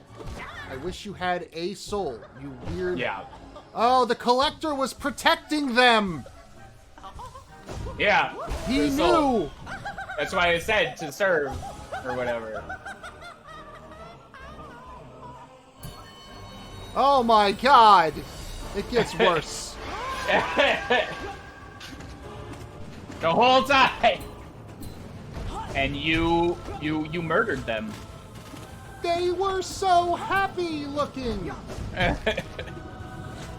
You're just all about murder. You murder the nailsmith, you murder the grubs. Gleefully, I might add. You were like, oh right, I can't wait to rescue all these so I can kill them later.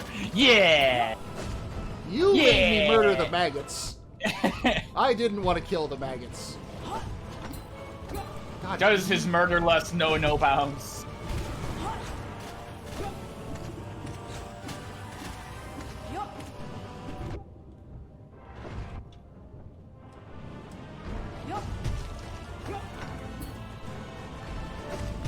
No, it does not.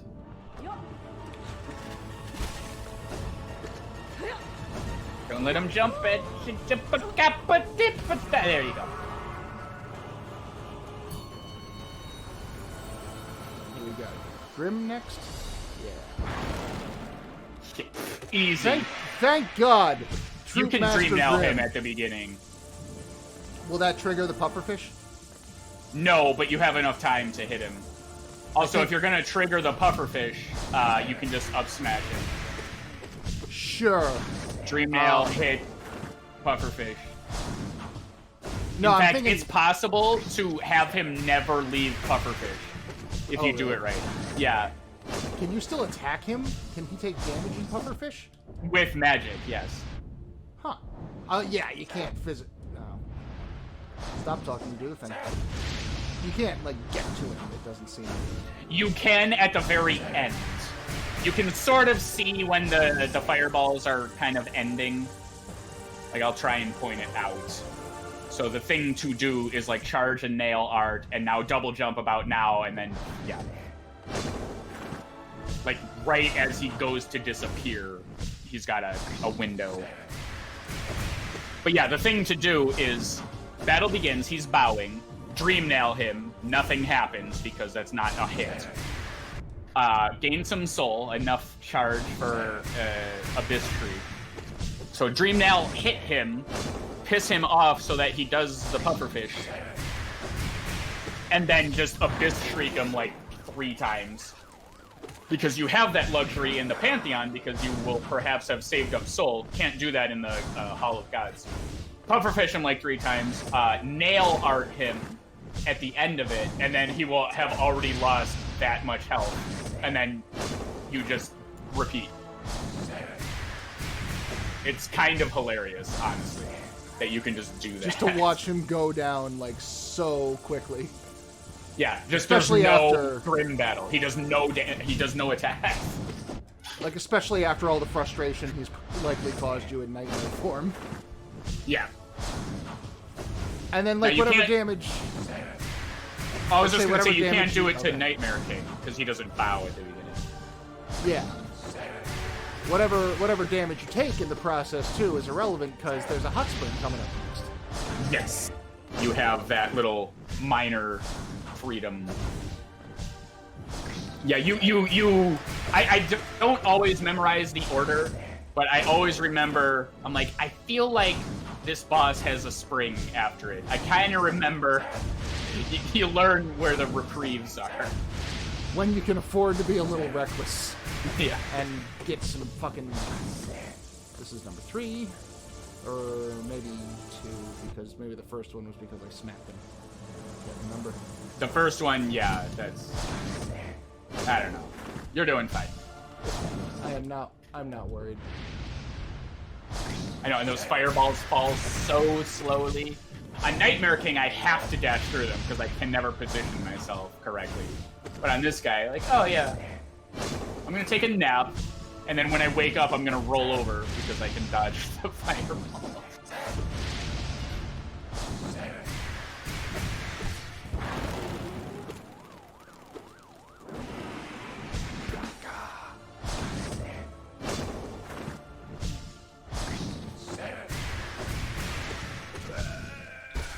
Yeah.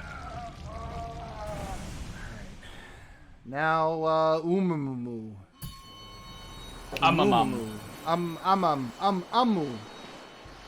The cowfish. You.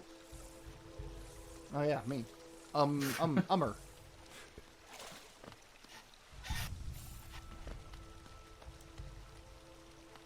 Okay, we can do this. Oh no, wait. Galen first.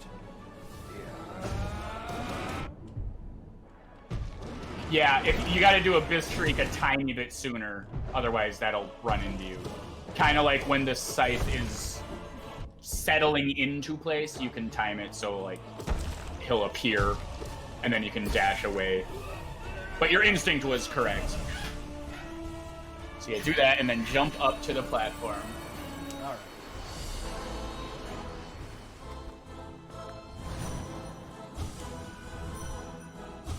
Ah! Nope, not gonna try again. Fuck that. Yeah, you get 2. That's it.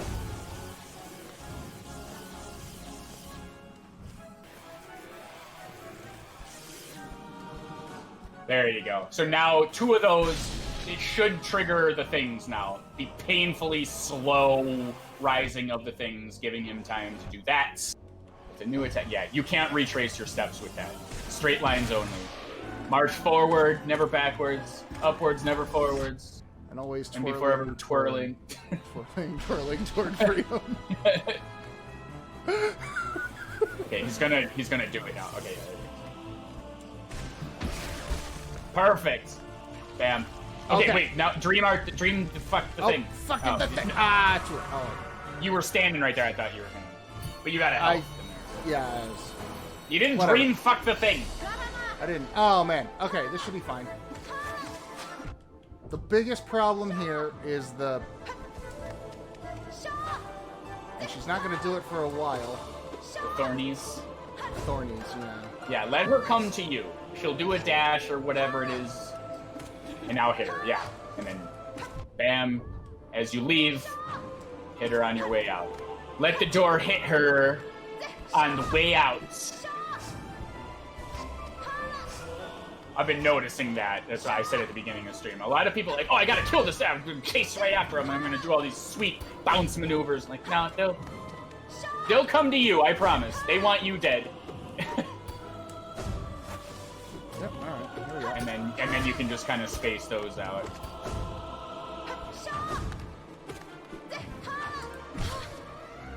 Bam, you can heal if you wanna. You have less time though, so careful. Oh, yeah. You fool! Oh! Yeah, see, like that. That's chasing. Like,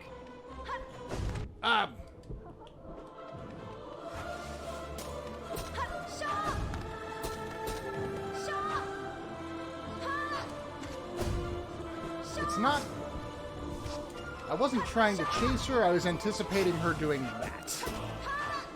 well, correct, yeah, and at the risk of sounding snarky, it's like, to try and, like, you don't know. Like, you can't super anticipate until they're halfway done with the move, you know what I mean? Now, one thing you can do is be on the opposite end of the screen and go, you know what, I think they're gonna try and do a javelin. And even if they don't do a javelin, she'll probably do a lunge, which doesn't go all the way for exactly the purpose you were doing, which was healing.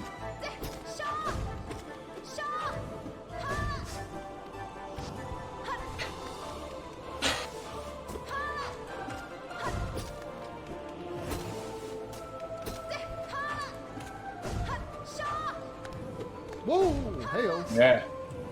Yeah, the diagonals will always target you. Nice! Alright. So now we got Godseeker. I hope. Yes. Yes. Good. How's he gonna insult you? Most important part of the game. Why dost thou defile this pantheon with thine presence? Oh, you could have done better, that one. That was some weak sauce. Ritual combat, we are attuned to the voice of the gods. Higher and higher and higher. And higher, and even higher than that. Yeah, see, that's Gorb. Ascend! Ascend! Alright, who we got? Who's our god? Who's god now? Oh, hey! His buddy! Nails Sage. Yeah, he's gonna shove that cone thing right up your unlubed ass. If you stagger him once, I will be surprised. He's so fast! He's so fast! Oh my god! He's so little! And yeah, his sword and he's is little. so big! It's so bad. He's, to this day, he's rough. There's things you can do, but it's a lot of precise, like, figuring out what he takes some doing. Oh my god.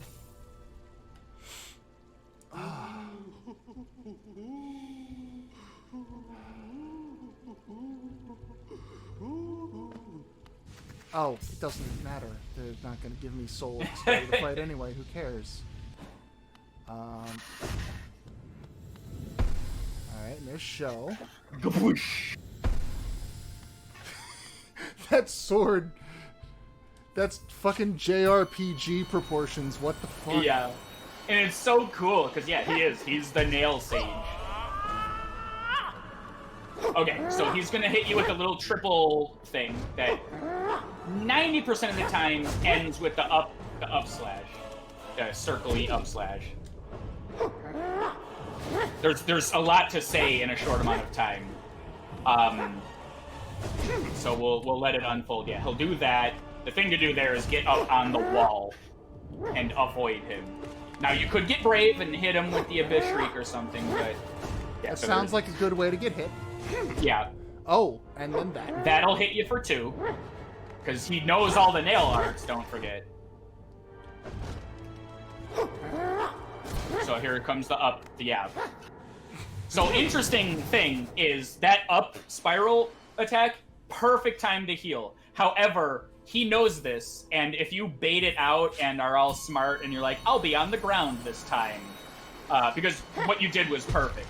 What he'll do is chase you onto the wall, just like that, and then go attack you. And you're like, oh yeah, he's gonna see how he didn't do it right there? He knows. The little bastard fucking 1, 2, chase. Now hit him. That's, yeah. He's such a dick. Now he's gonna do that. Perfect. And you might think to yourself, oh, when he does that down slash, that's the perfect time to hit him. But no, he'll hit behind him, too. Oh. When you see him do that, go on the wall.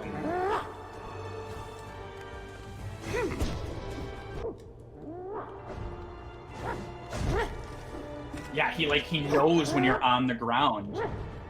And he won't do the up slash. Like, to the point where I don't even bother healing anymore. Because he just changes his mind. Like, that's literally the only time you have. Is during, if you find yourself on the ground when he does the up spiral or a stagger.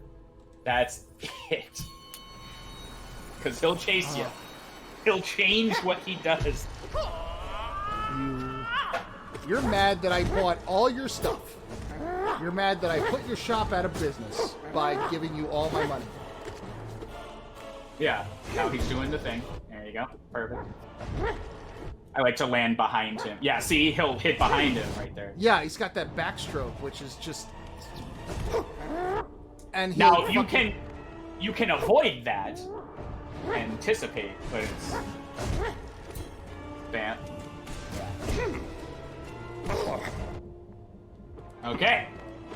Oh, you should have healed. Yeah, you gotta get above him for that.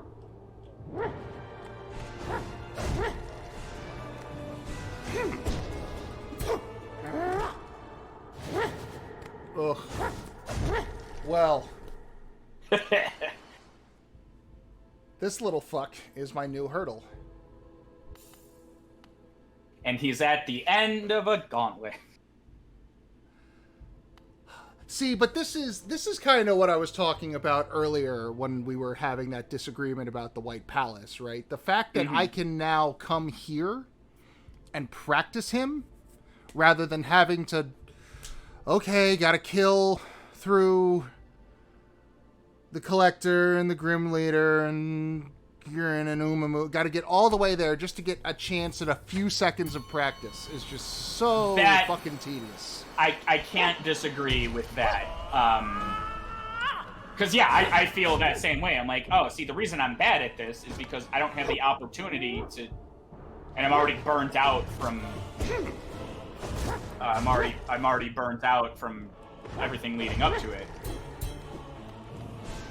That part of the White Palace that I had to try like 50 fucking times and still technically never got because apparently they anticipated that. Yeah, the fact that I had to go through like 4 rooms like every time I wanted to get my fucking hooks on it to see, you know, what I could do. Although I did learn... Go ahead. I was just gonna say, here's the thing about platforming, though, is... And I'm not disagreeing with your point, but, yeah, see, that shit don't work. The thing about platforming is, yes, it sucks that you had to go through 4 rooms and everything, but now the pace is entirely up to you. Like, if this... in a boss battle situation, you're stuck with an opponent that has the amount of health that it has, whereas your run up in a platforming thing is entirely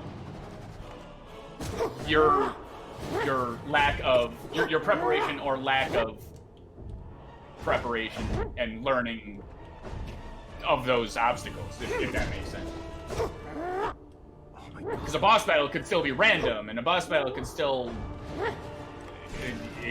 you could have an off moment or something, but that turns into 8 off moments triggered together because that's how this game works. Yeah.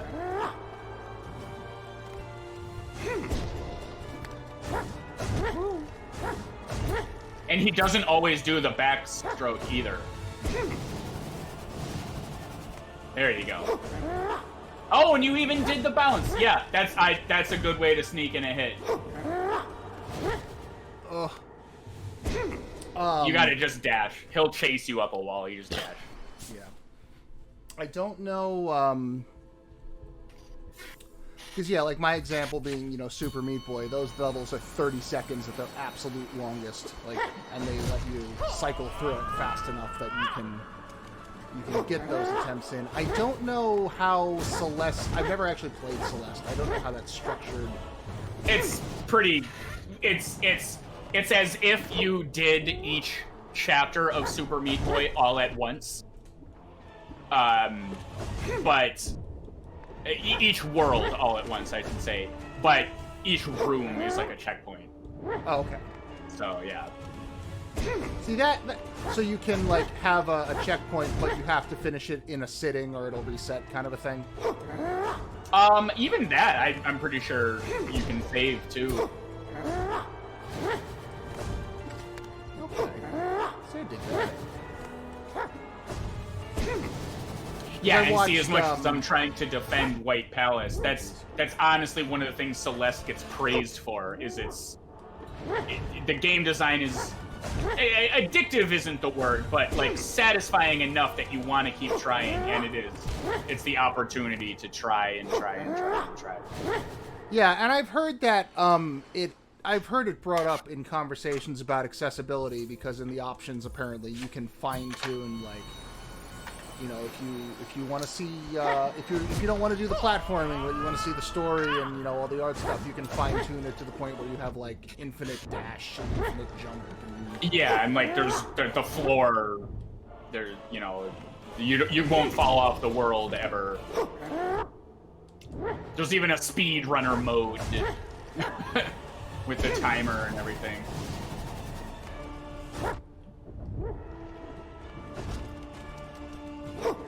And, you know, as much trash as I was talking about last year's too, they also have, like, very fine-tuned, granular, not only difficulty, but, like, fucking everything. Like, they have set up enough options that you could be, like, legally blind and still, to a degree, be able to play the game. They have, like, super high contrast modes where it's not ideal, obviously, but if somebody who can't see other than in those, you know, very extreme circumstances, it gives them an idea of here is protagonist, here is antagonist, here is item, you know, stuff like that. And it's impressive, the amount of shit they can pack in to, like, make it possible for, you know, anyone to play. I am impressed.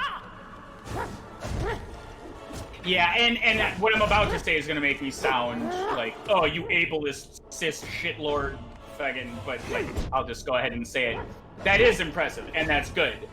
But my main concern is still always gonna be, like, you made it all accessible, but make what is accessible something that people want to play. Because every Naughty Dog game that comes out, I see a blog post or something like, oh, check out what the team did to make the game so fucking accessible. And at the time, like a long time ago, Uncharted 4 and everything, I was like, okay, what did they do? Just make everything press X to continue? Because I don't like that game very much. Press X to advance and make everything a fucking cutscene. So I have egg on my face. Like, accessibility is important, and that's good. Like, I don't know that everyone could play Hollow Knight. There's some high reflexology things, and you kind of need all your fingers and toes to, you know. So there's that. But to say something that brags about only the accessibility is missing a huge chunk of what is also important, I think. And my instinct is to act like oh, that's kind of a smokescreen. We made garbage. But look, everybody can see our garbage. Sure. worry. I mean, I don't know how much of this was new for Last of Us 2. Like, I haven't played Uncharted 4 yet. It wasn't there in Uncharted 3. I know that much. Yeah, no, I believe 4 was the big push. I did play the Lost Legacy, but that game was really short and didn't quite. I didn't have time to like dig into all of it before it was over. But because that was like Uncharted 4, the DLC pack side game that came out for it. Yeah, but, with Chloe, right? Yeah, which like fucking good. If only because, and this is the part where like I'm trying to praise somebody whose career I really fucking love, and I can't remember her goddamn name because my brain. Claudia Black. Claudia Black, thank you. Like every fucking time, my brain goes, Aaron Sung. Like that's the character. You stupid shit. Oh, Aaron, yeah. It's not her name. And I particularly love, like, Uncharted, like... I love Chloe specifically because she gets to have fun. She gets to be a character who, like, is, you know, silly and has some fun at points, when so much of her career is just so grim and so serious. It's just like, good. Let her tell a joke.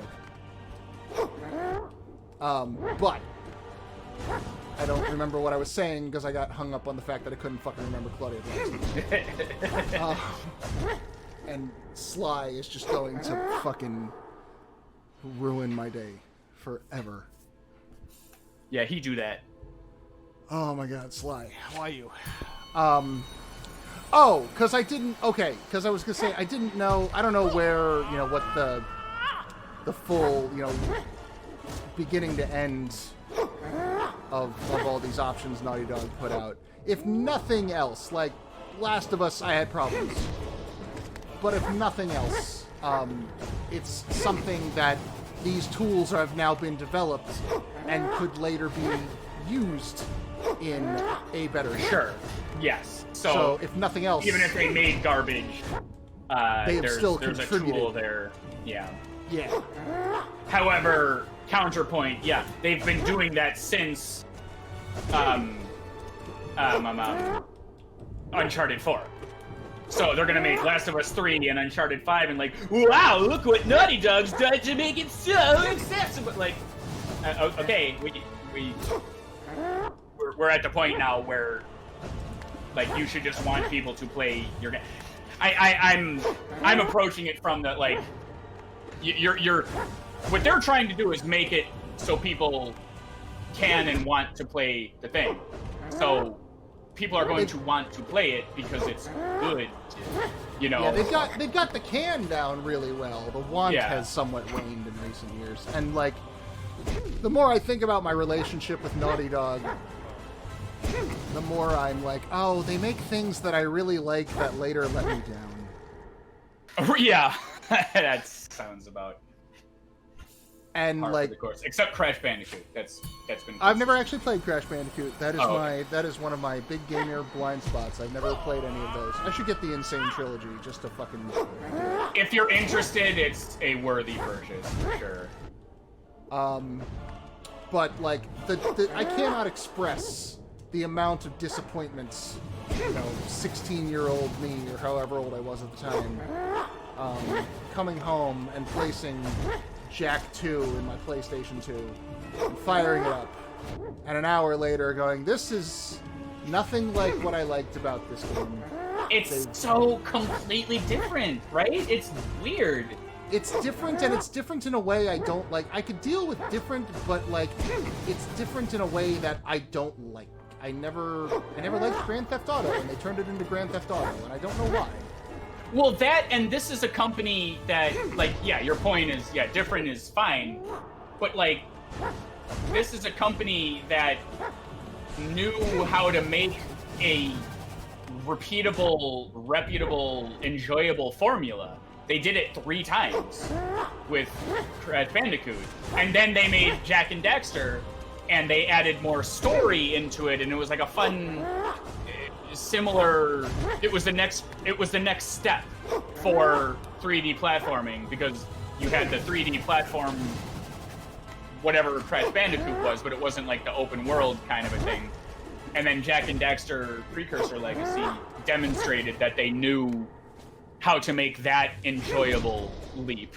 And then you're like, oh my god, yes, here we go. More of that. No, I trust Naughty Dog. They made 4 of these games exactly like this. And we're going to do that. And then, yeah, that would absolutely be a letdown, because they themselves had a trajectory that they told to you was going to be this way, and then didn't. And then they do that. changed it, and like the thing that gets me the most is you play Jak 1, right? You play Precursor Legacy, and it's fun, and it's colorful, and it's Banjo-Kazooie on the PlayStation. That's what it is, and it's great for that. And then you play 2, and it's grim and 90s and fucking Grand Theft Auto, and it's all open world with driving and races and just all of the things that like sure, but that's not what we were here for. There is now like an underserved niche of a genre that doesn't exist now, because I can't think of any other, until Yooka-Laylee, games like that on PlayStation. Like that was like almost exclusively an N64 thing. I think they existed more on PlayStation 1, I think. So yeah, we have to remember this is PlayStation 2. So I think you're absolutely right. You had I'm like Winx and 40 Winx and Gex Enter the Gecko, maybe. But... yeah. And even those are known for being like, yeah, they're like Banjo-Kazooie and those things, but they're the they're I ordered them on Wish. What do you, even though in the 90s, which they were left in the oven a little bit too long. And... like look at 3D Bubsy and just like, yeah, okay. But oh my god, that atrocity. But so, you know, it was like, okay, we're gonna take this thing that was an underserved niche and make it into a thing that is very popular and very saturated at the moment. Which, like, well, looking forward 20 years, like, hey, look, the YouTube algorithm. But yeah, and like I could almost unashamedly bring back the marketability argument that I keep bitching about. It's like, oh, Grand Theft Auto and stealing cars is popular. Let's just ruin a perfectly promising franchise to just add that in. It's the same problem I have with God of War. Oh yeah, well let's just add all the crafting and RPG elements all the youths are into. It's the same problem I have with fucking Gotham Knights. Oh, let's just have the RPG level up elements that all the youths are into. Like, stop trying to make every game every other game. Make something. Care about your creation, please. I heard a I don't remember where I heard this, so I'm either going to be signal boosting or fucking plagiarizing, depending on how you want to think about it. But I remember I read somewhere within the last couple of weeks an idea that would have been like a really great way to work with Data Boy. Take out the at least take out Atreus's leveling up mechanics, you know, which are just, you know, Kratos's but smaller. Yeah. We can rework Kratos later, but as far as Atreus getting stronger and improving over the course of the game, he does the same things Kratos does, or variants on the things Kratos does. And the way he gets better at them is you do them, and in combat, as you do them, he's watching you and improving because he's learning from his yeah, like those. Yeah, Doom 2016 has a thing, Mastery, they're called. And if you use your shotgun in this way 50 times, you'll unlock a super sweet combo or something. Not just, I mean, arbitrarily, yes, the game code unlocks it, but the idea is you know what you're doing now. Yeah. And in this case, it would be you demonstrating the move and you don't get it, but you know how like Atreus was like fighting in the background sometimes? I don't know. He was the square button. Yeah. I know. And that would be a way that like I would feel at least a little bit invested in this kid's development. That would be something. It would cause you to use moves that you might not love because you can level him up. Yeah. Wouldn't change his general just like shitty personality the entire time, but it's a step.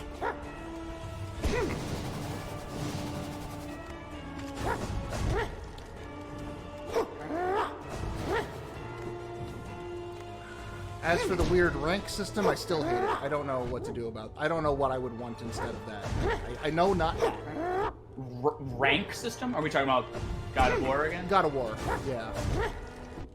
How all your armor is like rank 3 or rank 4. Oh, depending that on... was so completely unnecessary. Like enemies if you're stronger. gonna give them plus X per thing, plus X fighter, whatever it is, you don't need to rank them. Just make the numbers more. Like, what even was... It was so confusing. And, like, it's their definition of what epic and legendary is. I'm like, is this better? Is this worse? Did the numbers go more? I don't know. Like, Final Fantasy solved that problem a million years ago. Here's what it does. The numbers are more. And I probably complained about this, but I remember when I was going for killing all the Valkyries, the problem I was having was I couldn't fucking figure out why was this fight so hard? What's going on? And the problem was I hadn't leveled up my armor. Oh, that... Yeah, oh god, I hate that too. Because it's like, I have the starting armor, so I'm gonna level it up. And... I just found level 20... I just found level 2 armor. It's level 2 armor, but that itself has not been leveled up within the confines of it's... Now, somebody somewhere... There's a system where that works.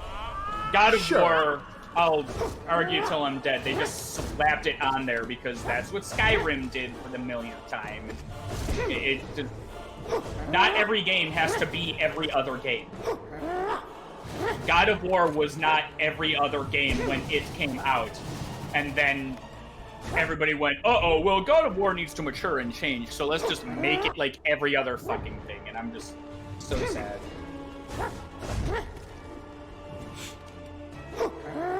Ugh.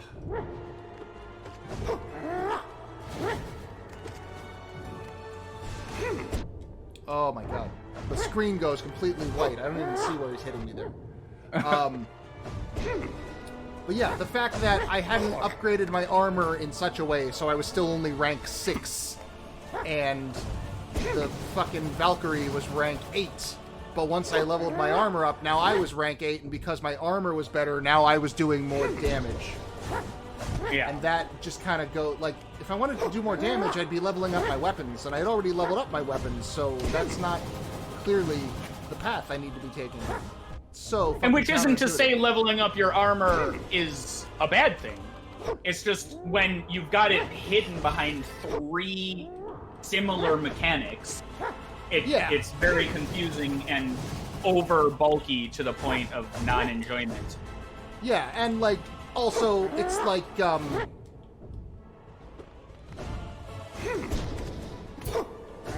it's like your screwdriver not working because you forgot to buy a new hammer. You know, it doesn't, like, I don't see how the one leads to the other. It doesn't make sense. Yeah.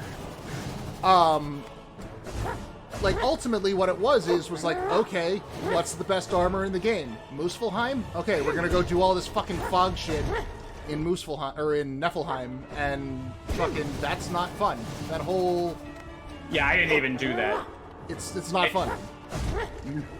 It's a grindy points mode, and those always outstay their welcome. I've never seen one... Yeah, when I encountered that, I'm like, oh, okay, so we're not going to... Because all the previous games had these sprawling, well-designed areas. Now, yes, PS4 hardware, blah, blah, blah, there was so much more to do, art budget, blah, blah, I'll give them that. But, like, it's like they didn't even... You had, like, the starter area and, like, Helheim, and those were the 2 the two environments. Oh, and then like fucking Mars, Fireheim, which. But anyway, my original point that I didn't say was like, yeah, they just.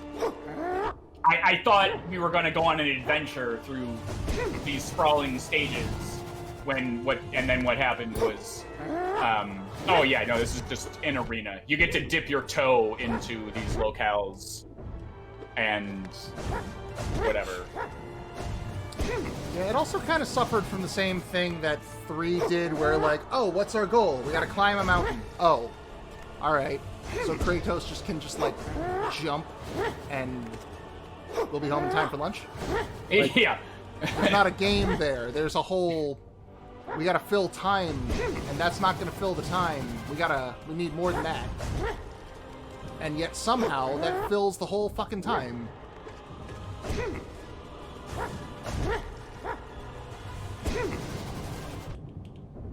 Yeah, only to just warp to it. Like, after all that, you just take the magic door. Like, oh. Which I guess, yeah, you needed the MacGuffin to, like, open the door, but I mean... Yeah, no, there was a lot of missed opportunity.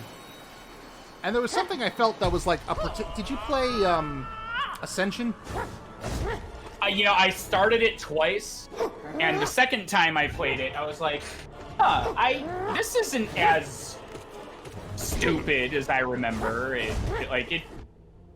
I thought the art was really good, and it was engaging enough, but clearly not enough to make me want to beat it, because I restarted it having forgotten some things.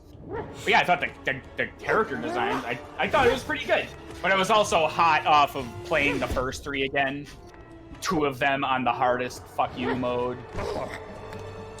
One of my big problems with, to a small degree throughout the series, but only like here and there, and then Ascension just fucking launched on it, is you'll be Kratos, and Kratos will be fighting some Kratos-sized dudes, and then the camera will pull back to fucking, I don't know, Wisconsin, which is a long way from Greece, and you'll just not be able to see what's going on because now you are Lord of the Ants amongst the ant people. And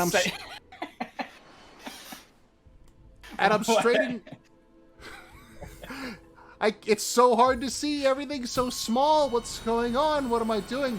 The opening fucking level of Ascension is like 80% that when you're on the giant fucking 16-armed Titan monster. The Hecatoncheires? The Hecatoncheires, yes. Just know the name of for some dumbass reason. I'm like, that's kind of burned in my memory, because I'm like, there's this evil lady, and she's like, haha, bugs, enter my tits. Hecatoncheires. Like, I don't know, I just have this association by grotesqueness with that word. With the bugs and the like boils on her skin. She's you're right.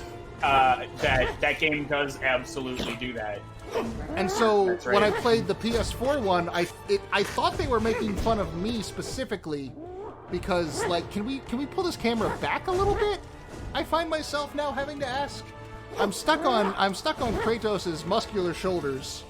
And they are phenomenal examples of masculine shoulderhood, do not get me wrong. But they are filling up so much of the screen. You're either in the Justice League Watchtower or Kratos' asshole. Like, no in between. Can we find a pleasing middle ground somewhere? It's like possible? An N64 level camera that can only... It's got 2 settings they couldn't program. I know the Lakitu or the Lakitu there. I've said it both. Whoever wants to get mad at me can get mad at me now. I know he's just like Haitui. Yeah. Sorry, that was a dead joke by then, but yes, I get it from both sides. It's Lakatwai. Is it? Okay. He's French. It's I know he's got. Sorry, he can pull the camera back. He can move the cloud to wherever he wants it to be. Yeah, but no, he's just limited to. It's like, well, the humidity, the barometric pressure only allows my clouds to something.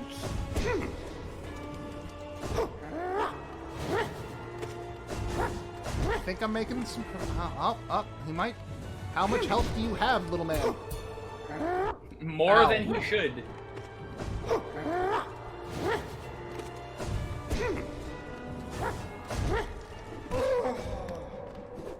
You did it!